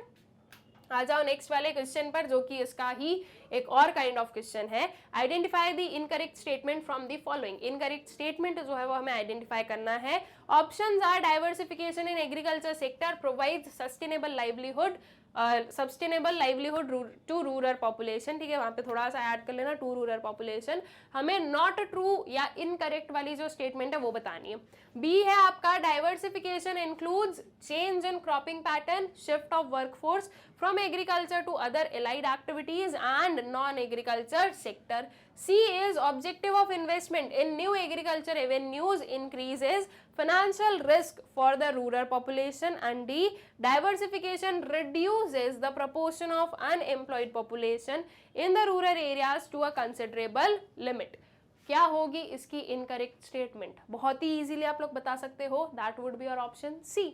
ए, बी और डी जो है वो करेक्टली जो है वो बहुत ही क्लियरली आपको दिख रहे हैं कि ये करेक्ट स्टेटमेंट है। जो सी वाला आपका ऑब्जेक्टिव है या सी वाला जो आपका ऑप्शन है, that is the incorrect statement. That is objective of investment in new agriculture avenues increases financial risk for the rural population. ऐसा नहीं है, ठीक है। ये मतलब कि आपके डाइवर्सिफिकेशन के अपोजिट वाली चीज बोल रहा है आपको, ठीक। Then आ जाओ नेक्स्ट क्वेश्चन पर। From the set of events और systems given in column 1 and corresponding relevant fact given in column 2 about China, choose the correct pair of statement, ठीक है। column 1 and column 2 में जो correct pair है वो हमें choose करना है। Great leap forward, cultivating land collectively, commune system, opening of industries in the homes, Politarian cultural revolution, students were sent to work and learn from the countryside, economic reforms in China 1988। बहुत easy है students find out करना। economic reforms China में कब आए थे? 1978 में। तो ये चीज क्या हो गई? ये वाला आपका ऑप्शन गलत हो गया। ग्रेट लीप फॉरवर्ड क्या हुआ था? पीपल जो लोग थे वहां के, वो लोग अपनी जो बैकयार्ड्स वगैरह है वहां पर इंडस्ट्रीज ओपन कर रहे थे। दैट मीन्स इसका करेक्ट मैच ये है। कम्यून सिस्टम में क्या था? कलेक्टिवली जो है लैंड को कल्टीवेट कर रहे थे। इसका करेक्ट वाला सिस्टम, जो इसका करेक्ट वाला पेयर है वो ये है। तो ए और बी भी क्या हो जाता है? रॉन्ग हो जाता है। बचा है आपका सी, दैट इज पॉलिटेरियन कल्चरल रेवोल्यूशन, और उसके बारे में बिल्कुल जो है सही चीज यहाँ पर लिखी हुई है। तो जो C3 है वो क्या है? वो आपका करेक्ट वाला ऑप्शन होगा। That means your option C, ठीक है। फिर आ जाओ नेक्स्ट क्वेश्चन पर। अब जो है हमारे पास में जो हमारे क्वेश्चन आंसर्स वाले क्वेश्चंस है वो आ जाते हैं। एमसीक्यूज कंप्लीट हो गए, तो अब जो है इन्हें आंसर करते हैं। Various 3 marks, 4 marks and 6 marks में क्या क्या चीजें हैं उन्हें हम लोग देख लेते हैं। फर्स्ट क्वेश्चन आता है, in which areas India has an edge over Pakistan. India किन एरियाज में जो है पाकिस्तान के अबव जो है रहा है या एज था उसका, ठीक है। So in the area of skilled manpower and research and development institutions, India is better placed than Pakistan. Indian scientists excel in the areas of defense technology, space research, electronics and avionics, genetics, telecommunications, etc. The number of PhDs produced by India in science and engineering every year, about 5,000, is higher than the entire stock of PhDs in Pakistan. Issues of health facilities in general and infant mortality in particular are better addressed in India, ठीक है। अब देखो ये जो particular चीज है कि किन पर्टिकुलर एरियाज में इंडिया जो है वो अबव है पाकिस्तान के, किन पर्टिकुलर इकोनॉमिक एरियाज में, तो वो या तो जो आपके बुक में है आप वो भी लिख सकते हो, उसमें भी कोई प्रॉब्लम नहीं है। उसके अलावा आप जो करेंट सिनारियोज चल रहे हैं उसके हिसाब से बता सकते हो। करेंट सिनारियोज में मतलब ये नहीं कि कोई एक पर्टिकुलर न्यूज उठा ली और उसके बारे में लिख दिया। करेंट सिनारियोज का मतलब सिंपल सा है कि अगर हम करेंट में देखें तो कहाँ कहाँ पर जो है हमें पाकिस्तान के अबव जो है इंडिया देखने को मिल रही है, उन एरियाज के बारे में जो है हम यहाँ पर डिफाइन कर सकते हैं, ठीक है। दोनों ही चीजों में कोई भी गलत नहीं है, दोनों ही सही है। या तो आप तब वाला भी बता दो कि देखो ये चीजें हुई थी या ऐसा था या वैसा था, तो भी कोई दिक्कत नहीं है, वो आंसर भी आपका क्या रहेगा? सही रहेगा। बस आपको जो है वर्ड लिमिट का ध्यान रखना है। 3 मार्क्स का क्वेश्चन है तो आपका जो वर्ड लिमिट है वो 60 to 80 के बीच में ही होना चाहिए। हमें बहुत ज्यादा जो है इसे एलोबरेट नहीं करना है। ऑल राइट, फिर आ जाओ नेक्स्ट वाले क्वेश्चन पर, study the following information and compare the economies of India and Singapore on the grounds of investment in infrastructure as a percentage of GDP। ठीक है, ये एक पर्टिकुलर हमारे पास में क्या गिवन है, डेटा गिवन है, हाफ यहाँ पर है स्टूडेंट्स, हाफ यहाँ पर है, और हमें बोला गया है कि हमें किसे कंपेयर करना है, economies of Singapore and India को कंपेयर करना है। मतलब कि जो वेरियस कंट्रीज है सबसे हमें मतलब नहीं है, हमें सिर्फ और सिर्फ इंडिया और सिंगापुर की जो इकोनॉमीज है उसे क्या करना है, उसे कंपेयर करना है। किन ग्राउंड्स पर कंपेयर करना है, तो वो भी लिखा गया है, investment in infrastructure as a percentage of GDP. ठीक है, मतलब कि ये जो वेरियस है आपके, investment in infrastructure as a percentage of GDP, percentage of people using safety managements, mobile subscribers per 100 people and consumption of energy million tons of all equivalents. ठीक है, तो इसमें से सिर्फ और सिर्फ आपको इस पर्टिकुलर ग्राउंड पर कंपेयर करना है, बाकी जितनी भी चीजें गिवन है उससे हमें कोई मतलब नहीं है। 3 मार्क्स का क्वेश्चन है, बिल्कुल भी जो है हमें हमारा जो आंसर है उसे लेंदी नहीं बनाना है। ठीक है, अब देखो some infrastructure in India and other countries 2018। ठीक है, ये 2018 के जो कुछ दिए हैं, चाइना है, हांगकांग है, मतलब ही नहीं है हमें इंडिया और सिंगापुर चाहिए। उसके बाद में इंडिया है, south Korea, Pakistan and Singapore, तो इंडिया का ये और सिंगापुर का ये आ गया हमारे पास में। ठीक है, तो अगर इन्वेस्टमेंट देखें in infrastructure as a percentage of GDP, तो इंडिया का 30% है, सिंगापुर का कितना है, 28% है। Percentage of people using safety measures, ठीक है, सेफ्टी मेजर्स यूज करने वाले कितने परसेंटेज ऑफ पीपल है। ड्रिंकिंग देखो और सैनिटेशन सर्विसेज देखो, तो ड्रिंकिंग में this is 94% in India and Singapore में इट इज 100%। सैनिटेशन फैसिलिटीज देखो तो 40% है इंडिया का और सिंगापुर का कितना है, 100%। अब ये देखना कि कितना जो है परसेंटेज हम जीडीपी का इन्वेस्ट कर रहे हैं हम और सिंगापुर, और वेरियस जो मेजर्स है उनमें कितना डिफरेंस आ रहा है आपका। ठीक है, देन उसके बाद में मोबाइल सब्सक्राइबर पर 100 पीपल, दिस इज 87% या 87 पर 100 पीपल, और सिंगापुर में इट इज 146। ठीक है, वही कंजम्पशन ऑफ एनर्जी देखो तो this is 809 million tons and this is 88 million turns. ठीक है, तो ये पूरा हमने डेटा देख लिया, ये सारी जो चीजें वो देख ली। अब जो है इसके बारे में हमें लिखना है तो हम बता देते हैं। सो दो it is widely understood that infrastructure is the foundation of development, India is yet to wake up to the call India invest only 30% of its GDP on infrastructure, which is far below than that of China. ठीक है, so it can be concluded that India is investing in infrastructure facilities less than China and this gap is too long. Some economists have projected that India will become the 3rd highest economy in the world a few decades from now. Considering this fact, this is a relatively lower proportion in this direction. For that to happen, India will have to boost its infrastructure investment. अब इस question में जो है, sorry इस answer में जो है एक छोटी सी मिस्टेक हुई है, दैट इज यहाँ पर जो है सिंगापुर की जगह पर हमने किसे जो है कंपेयर कर दिया है, चाइना को कंपेयर कर दिया है। ठीक है, अब वो क्या होता है ना स्टूडेंट्स, जब हम इतने सारे क्वेश्चन आंसर्स बनाते हैं ना तो कभी कभी हो जाता है। ठीक है, तो आई गेस कि आप लोग इस पर्टिकुलर मिस्टेक को जो है इग्नोर करोगे और जो क्वेश्चन का जो आंसर का जो क्रिम्स है वो समझोगे कि अगर मान लो वहां पर सिंगापुर ही नहीं होता, वहां पर चाइना लिखा होता, तो हमने जो है इस वे में क्या किया है, पूरा एनालाइज किया है और बताया है कि अगर हम चाइना के कंपैरिजन में देखें तो काफी लो है क्या इंडिया का इंफ्रास्ट्रक्चर में इन्वेस्टमेंट। ठीक है, दिस इज चाइना का 44% है और वहीं इंडिया का जो है आपका कितना है, 30% है, तो हम चाइना से तो काफी बिलो है। सिंगापुर में देखें तो सिंगापुर का जो है 28% था, इंडिया का 30% था।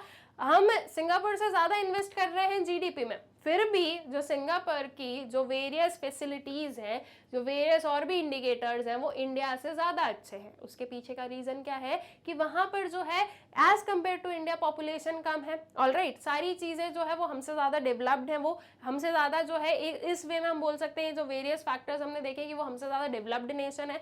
तो उससे हम ये बता सकते हैं कि हम अपना 30% इन्वेस्ट तो कर रहे हैं, लेकिन 30% is not sufficient for India. ठीक है, वो 28% सिंगापुर का उसकी कंट्री के लिए सफिशिएंट है, लेकिन वहीं अगर हम 30% इंडिया का बोल रहे हैं तो इंडिया के लिए वो सफिशिएंट नहीं है। ये जो वेरियस और भी फैक्टर्स है लाइक सैनिटेशन और जो मोबाइल सब्सक्राइबर्स और जो और चीजें थी वो आपका एक्सप्लेन कर रहा है कि इंडिया को अभी जरूरत है कि वो और भी क्या करे, इन्वेस्ट करे। ठीक है, तो आई गेस ये चीज समझ में आ गई। चाइना से अगर बताते आपको कंपेयर करने की तो आप ये बोल देते, सिंगापुर से बताते तो आपको क्या क्या लिखना था वो चीज मैंने आप लोगों को बता दी है, ठीक है। तो आई गेस क्वेश्चन जो है वो आप लोगों को क्लियर हो गया है।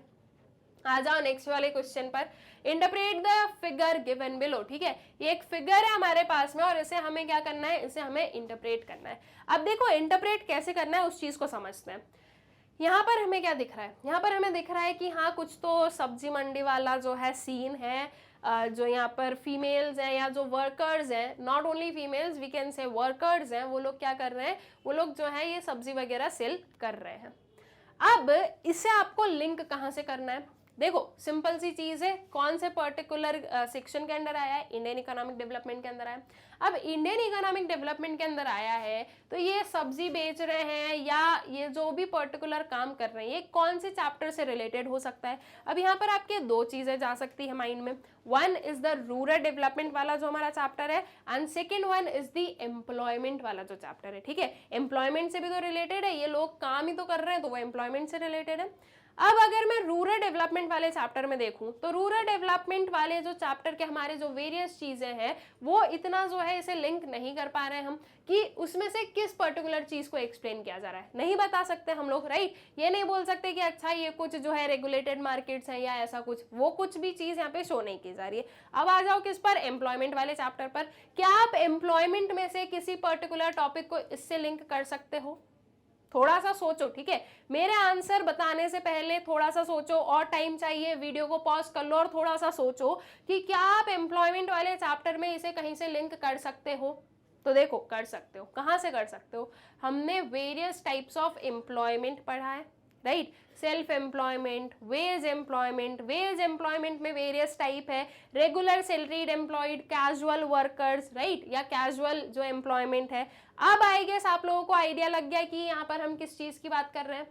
अगर नहीं लगा तो अभी भी थोड़ा सा अपने माइंड को चलाओ। देखो ये जो पिक्चर बेस्ड है ना, इस पर प्लीज ये चीज फोकस करना कि आप इन क्वेश्चंस को खुद जो है इंटरप्रेट करने की कोशिश करो, बिकॉज पिक्चर बेस्ड क्वेश्चंस तो आएंगे हमारे पास में, ये हमें जो है सीबीएसई के सैम्पल पेपर से समझ में आ गया है, तो हमें जो है उनका इंटरप्रिटेशन करना आना चाहिए, अदरवाइज फालतू में जो है हमारे मार्क्स कट हो जाएंगे, राइट। ऑब्वियस सी बात है, फालतू में मार्क्स कट हो जाएंगे, तो इसलिए थोड़ा सा एनालाइज करते हमें आना चाहिए। क्या ये चीज हम बोल सकते हैं कि these are casual workers, right, बोल सकते हैं ना कि ये क्या है, ये कैजुअल वर्कर्स हैं, ऑल राइट। सेल्फ एम्प्लॉयड इसमें हम इसलिए नहीं बोल रहे हैं स्टूडेंट्स, बिकॉज थोड़ा सा आप क्या देखो, आप जो थोड़ा सा अपना आप सब्जी मंडी में चले जाओ, ठीक है, अपने आप को कहाँ ले जाओ, आप सब्जी मंडी में ले जाओ, वहां पर हम जो देखते हैं वर्कर्स को, वो कोई जो है सेल्फ एम्प्लॉयड है, सेल्फ एम्प्लॉयमेंट में उनका एज सच बहुत ज्यादा परसेंटेज नहीं है, दे आर कैजुअली एम्प्लॉयड। आप लोग सब्जी मंडी वालों से, मतलब कि वो जो वर्कर्स हैं उनसे अगर कभी आप कुछ बात करोगे या उनसे पूछोगे कि भैया या दीदी आप क्या करते हो क्या नहीं करते हो, तो बहुत सारे ऐसे होते हैं जो ये बोलते हैं कि ये जो है काइंड ऑफ पार्ट टाइम है, सुबह शाम जो है क्या होता है, सुबह शाम क्राउड रहता है तो उस टाइम पर हम आ जाते हैं, सब्जी का अपना जो भी कार्ट वगैरह है वो लगा देते हैं, इसे सेल करते हैं, दोपहर के टाइम पर हम कुछ और वर्क कर लेते हैं, तो इससे जो है हमारी इनकम हो जाती है। ये क्या बता रहा है, दिस इज शोइंग कि ये लोग कैजुअली क्या है, एम्प्लॉयड है, ठीक है। तो इस पर्टिकुलर पिक्चर से हम क्या एनालाइज कर सकते हैं कि कुछ ना कुछ हमारा कैजुअल एम्प्लॉयमेंट से रिलेटेड चीजें यहाँ पर बताई गई है, ठीक है। अब अगर यहाँ पर हम लोग देखें, या कैजुअल वर्कर या फिर वी कैन से जो इनफॉर्मल सेक्टर है, राइट, कैजुअल वर्कर्स को हम किससे लिंक कर सकते हैं, आपने इनफॉर्मल या फॉर्मल सेक्टर से भी कर सकते हैं, okay.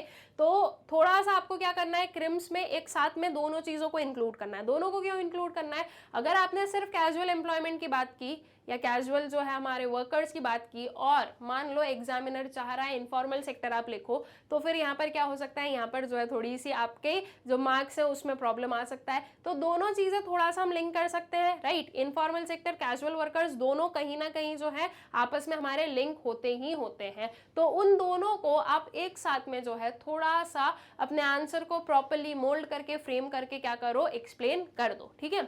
So this figure shows the roadside vending, which is an increasing variety of informal sector employment, ठीक है। तो ये जो पर्टिकुलर हमारा फिगर ये क्या शो कर रहा है, जो रोड साइड वेंडिंग है वो शो कर रहा है, जो कि आपको बता रहा है that it is the increasing variety of informal sector employment। Since the late 1970s, many developing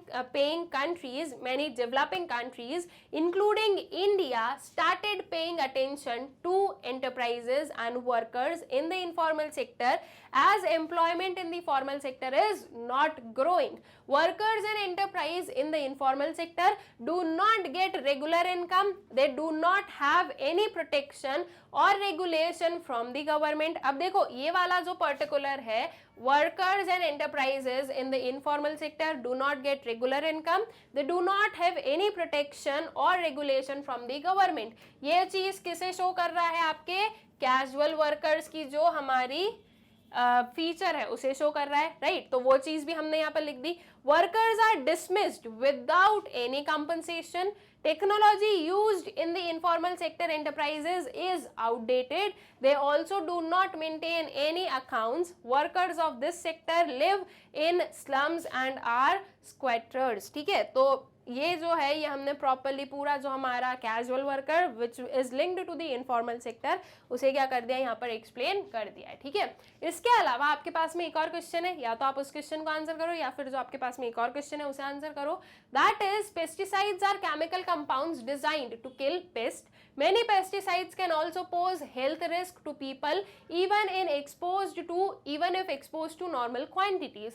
In the light of the above statement, suggest any two traditional methods of replacement of chemical pesticides. ठीक है, आपके पास में क्या given है? एक particular जो है पेस्टिसाइड्स के बारे में लिखा हुआ है कि पेस्टिसाइड्स जो है वो केमिकल कंपाउंड्स हैं, उनकी वजह से जो है कुछ हेल्थ रिस्क भी होती है. बहुत बार लोग जो हैं उसके डायरेक्ट कांटेक्ट में नहीं आते, फिर भी जो है हेल्थ प्रॉब्लम्स अराइज होती है. तो इस पर्टिकुलर स्टेटमेंट को देखते हुए हमें ये बताना है कि दो कोई भी ट्रेडिशनल मेथड्स जो कि पेस्टिसाइड्स की जगह पर यूज किए जा सकते हैं टू किल द पेस्ट. ठीक है, so the traditional practices can help in controlling contamination without the use of chemical fertilisers as follow. First is neem trees. ठीक है, ये क्या बता रहे हैं हम, जो हमारा फर्स्ट पेस्टिसाइड हम बोल सकते हैं जिसमें कि केमिकल प्रोडक्ट्स नहीं है बल्कि एक नेचुरल या ट्रेडिशनल मेथड से जो बनाया गया. So neem trees and its by products are a natural pest controller which has been used since ages in India. Recently, the government promoted the sale of neem coated urea as a measure of natural pest control. ठीक है, then next वाला is large variety of birds should be allowed to drill around the agricultural areas. They can clear large varieties of pests including insects. ठीक है, तो ये हमारा जो है आंसर कंप्लीट हो जाता है. नेक्स्ट वाले क्वेश्चन पर आ जाए. Compare and contrast the development of India, China and Pakistan with respect to some salient human development indicators. ठीक है, हमें जो है जो इंडिया, चाइना और पाकिस्तान है, इन तीनों का जो ह्यूमन डेवलपमेंट इंडिकेटर्स हैं उन्हें कंपेयर करना है. ठीक है, तो the following are the indicators of human development. क्या क्या इंडिकेटर्स होते हैं हम वो बता देते हैं. लाइफ एक्सपेक्टेंसी हो गया, अडल्ट लिटरेसी रेट हो गया, इन्फेंट मोर्टेलिटी रेट है, percentage of population below the poverty line हो गया, GDP per capita, percentage of the population having access to improved sanitation, percentage of the population having access to improved water sources. ठीक है, ये कुछ indicators हैं किसके? Health के, या हेल्थ इंडेक्स जो है हमारा उसके. ठीक है, अभी इन्हें जो है हमें कंपेयर करना है इंडिया, चाइना, पाकिस्तान का. ठीक है, तो इसका कंपैरिजन अभी हम लोग देखते हैं. On the basis of individual indices of these parameters, a human development index was constructed. The higher the value of HDI, higher will be the level of growth and development of the country. The rankings are. ठीक है, तो जो rankings वगैरह हैं वो कुछ हम ये देख सकते हैं.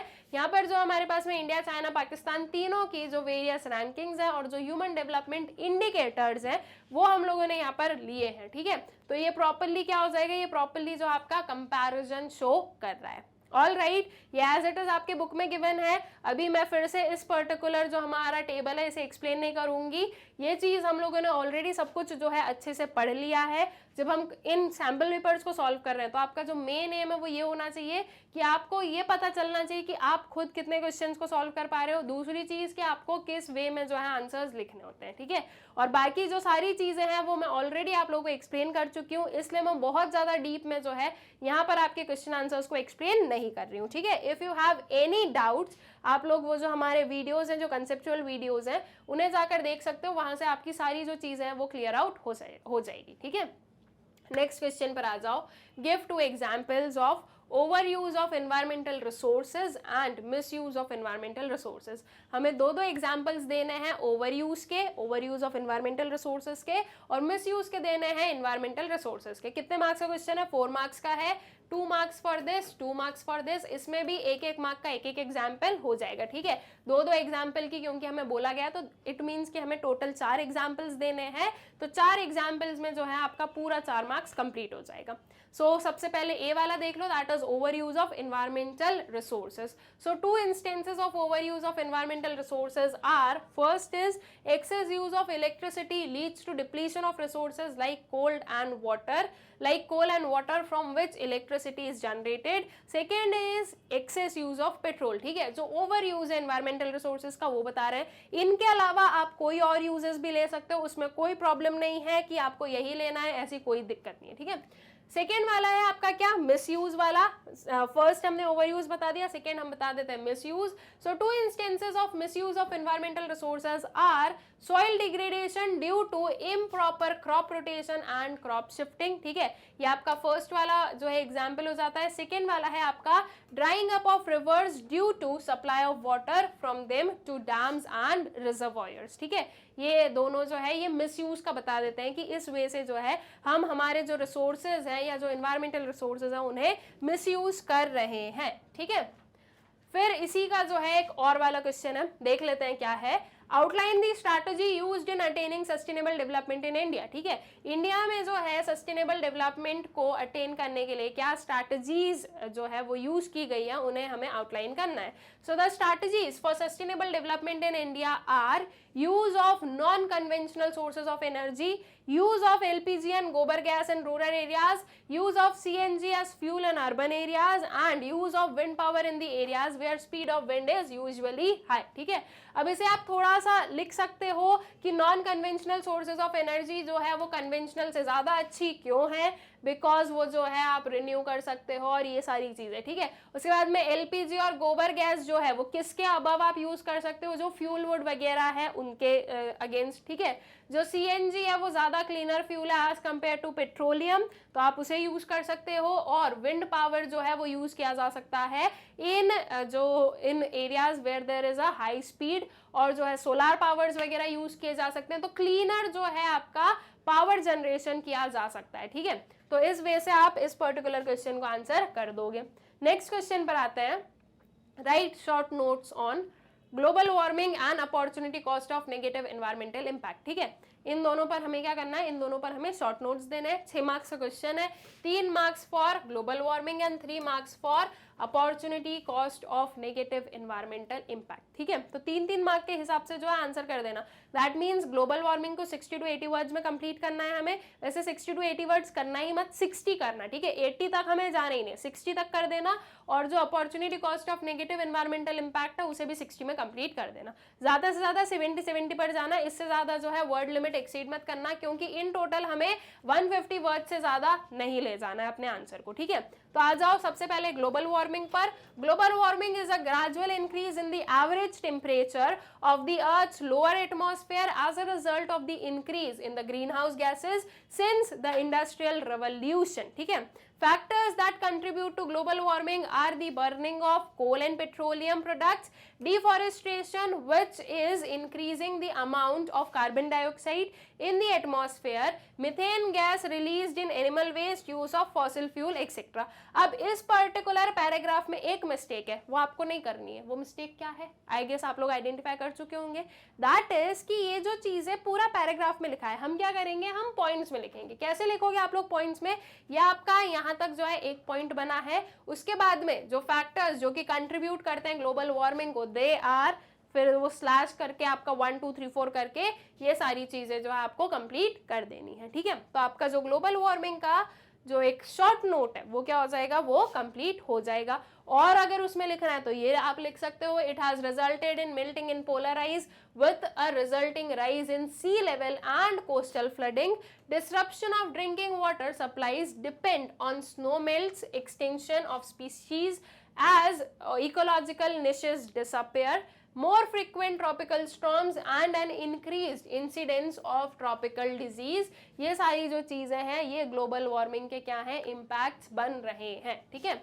then comes to the B part, that is opportunity cost of negative environmental impact. ठीक है, so the past development has polluted and dried up rivers and other aquifers, making water and economic good. Besides the intensive and extensive extraction of both renewable and non-renewable resources, we exhausted some of these vital resources and are compelled to spend huge amount on technology and research to explore new resources. ठीक है, तो जो opportunity cost of negative environmental impact है वो ये हमें बता रहा है कि हमने जो है इन्वायरमेंट को इतना जो है डिग्रेड कर दिया है कि अब जो एक क्लीनर इन्वायरमेंट हमारे पास में हो सकता था वो नहीं है और उसका इम्पैक्ट काफी बुरा है. ठीक है, वो काफी नेगेटिव इम्पैक्ट है.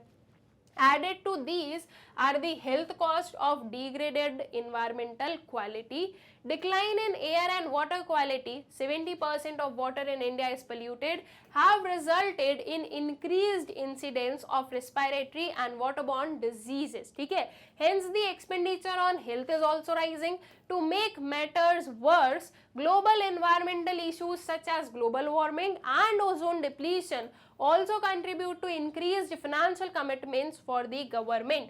Thus, it is clear that the opportunity cost of negative environmental impacts are high. ठीक है, तो इन सारी चीज़ों से हम इस चीज़ को कंक्लूड करते हैं कि इन सब से जो है हम ये बता सकते हैं या बोल सकते हैं कि जो नेगेटिव इम्पैक्ट है किसका, इन्वायरमेंटल डिग्रेडेशन का, वो बहुत ही हाई है. All right, that means opportunity cost of negative environment impact जो है वो काफ़ी हाई. फिर चलते हैं नेक्स्ट वाले क्वेश्चन पर.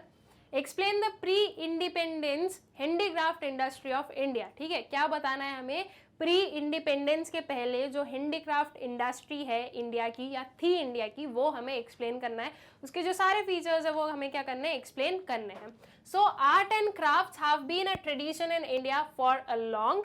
Textiles, the most important of the Indian handicraft, reached the zenith of perfection during the Mughal period. While under Mughals, it was the art of weaving and silk spinning that scored refinement. It was the metal work, ivory work, and jewelry that reached great potential during the Gupta period. अब यहाँ पर हमने क्या किया, यहाँ पर हमने थोड़ी सी जो है हिस्ट्री बता दी. ठीक है, जो आप लोगों ने 9th-10th में पढ़ी है वो आपने थोड़ी सी यहाँ पे बता दी.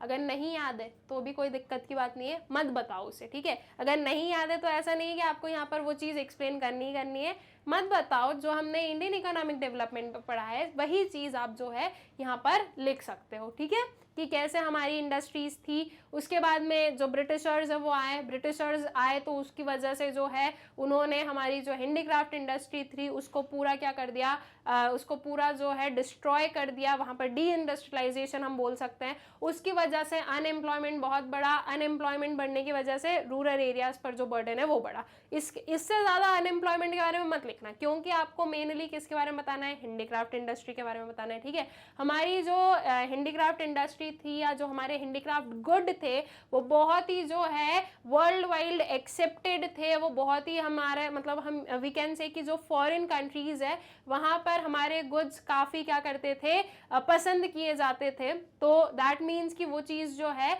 हमारी कंट्री के लिए बहुत ही अच्छी थी. ठीक है, बट आफ्टर ब्रिटिशर्स या आफ्टर कॉलोनियल रूल या ब्रिटिश रूल ये सारी जो चीज़ें हैं ये डिस्ट्रॉय कर दी गई थी बाय देम. ठीक है, डी इंडस्ट्रियलाइजेशन किया गया था.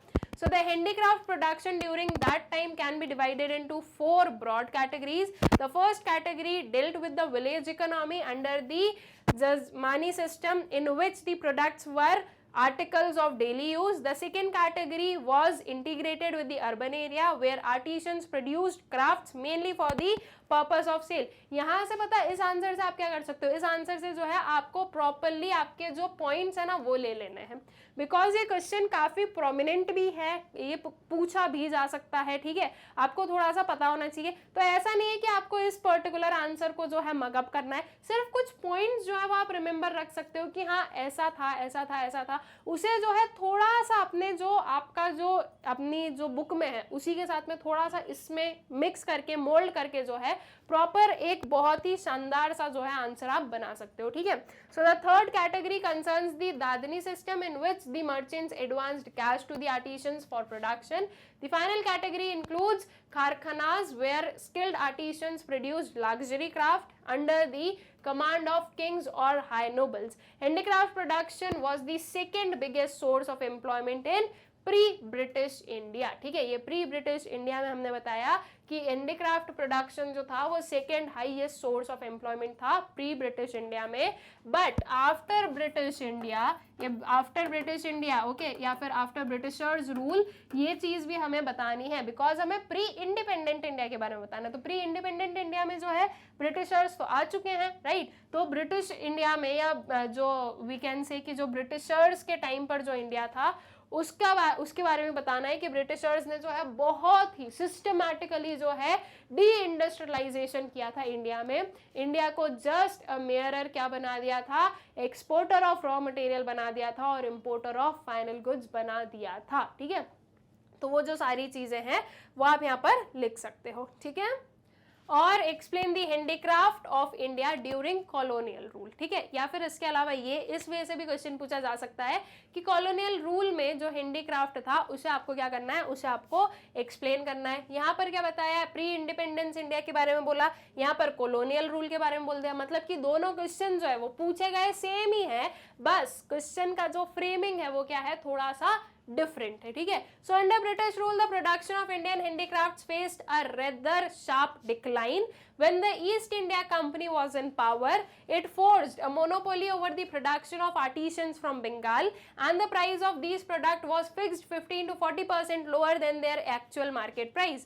What came as the biggest blow to the Indian artisans, however, was the removal of most of the Indian princes and nobles, which as an effect led to the destruction of the artisans major market, ठीक है। तो ये particular paragraph और जो इसके पहले हम लोगों ने पढ़ा, हम क्या करेंगे, सबको मिक्सअप करके एक बहुत ही शानदार सा आप लोग क्या कर सकते हो, आपका आंसर बना सकते हो इन योर वर्ड्स, ठीक है। ये बात हमेशा याद रखना कि आपके वर्ड्स में मगअप करके जो है आंसर लिखने की कोई जरूरत नहीं है, बस समझो प्रॉपरली जो है आंसर लिख दो, आपके वर्ड्स में बहुत अच्छा जो है आंसर आपका बन सकता है। All right, I guess question आप लोगों को क्लियर हो गया है। साथ ही साथ जो सारे क्वेश्चंस थे of are this sample paper, I hope so कि आप लोगों को क्लियर हो गए। आई होप सो कि इस सैम्पल पेपर में जो है आप लोगों को एक और जो है पेपर 1 के कंपैरिजन में एक और अपर एज मिला होगा कि हाँ कैसे आपको आंसर्स वगैरह लिखने हैं, कैसे क्वेश्चंस हो सकते हैं, इस चीज का जो है आपको आइडिया मिला होगा। विद दिस हम लोग इस पर्टिकुलर वीडियो के एंड पर आते हैं और इसे एंड करने से पहले एक छोटी सी इन्फॉर्मेशन, दैट इज ये जो सारे वीडियोस है ये आप यूट्यूब से तो एक्सेस कर ही सकते हो, बट उसके अपार्ट हमारी जो ऑफिशियल वेबसाइट है मैग्नेट ब्रेन्स की, वहां से भी एक्सेस कर सकते हो। वेबसाइट है www.magnetbrains.com। आप वेबसाइट पर जाइए, उसे ओपन कीजिए, वहां पर आपको सारी चीजें जो है वो बहुत ही सिस्टमैटिक मैनर में अरेंज्ड मिलेगी। इसके अलावा जो मैग्नेट ब्रेन्स का ऐप है आप उसे भी एक्सेस कर सकते हो to access your various videos. Also students, अब मैग्नेट ब्रेन्स की books and ebooks available हैं of various subjects and various classes. If अगर आप इन बुक्स को एक्सेस करना चाहते हैं तो डिस्क्रिप्शन बॉक्स में आपको एक लिंक मिलेगी, उस लिंक को फॉलो कीजिए, एक फॉर्म फिलअप कीजिए और उसे सबमिट कर दीजिए। उसके बाद में हमारी टीम आप लोगों से बहुत ही जल्द कनेक्ट करेगी एंड आपकी रिक्वायरमेंट के हिसाब से आपको जो बुक्स है वो प्रोवाइड की जाएगी। ऑल्सो हमारा जो यूट्यूब चैनल है मैग्नेट ब्रेन्स, आप लोग उसे सब्सक्राइब करें, इन वीडियोज़ को ज़्यादा से ज़्यादा शेयर करें and please do like the videos. Thank you.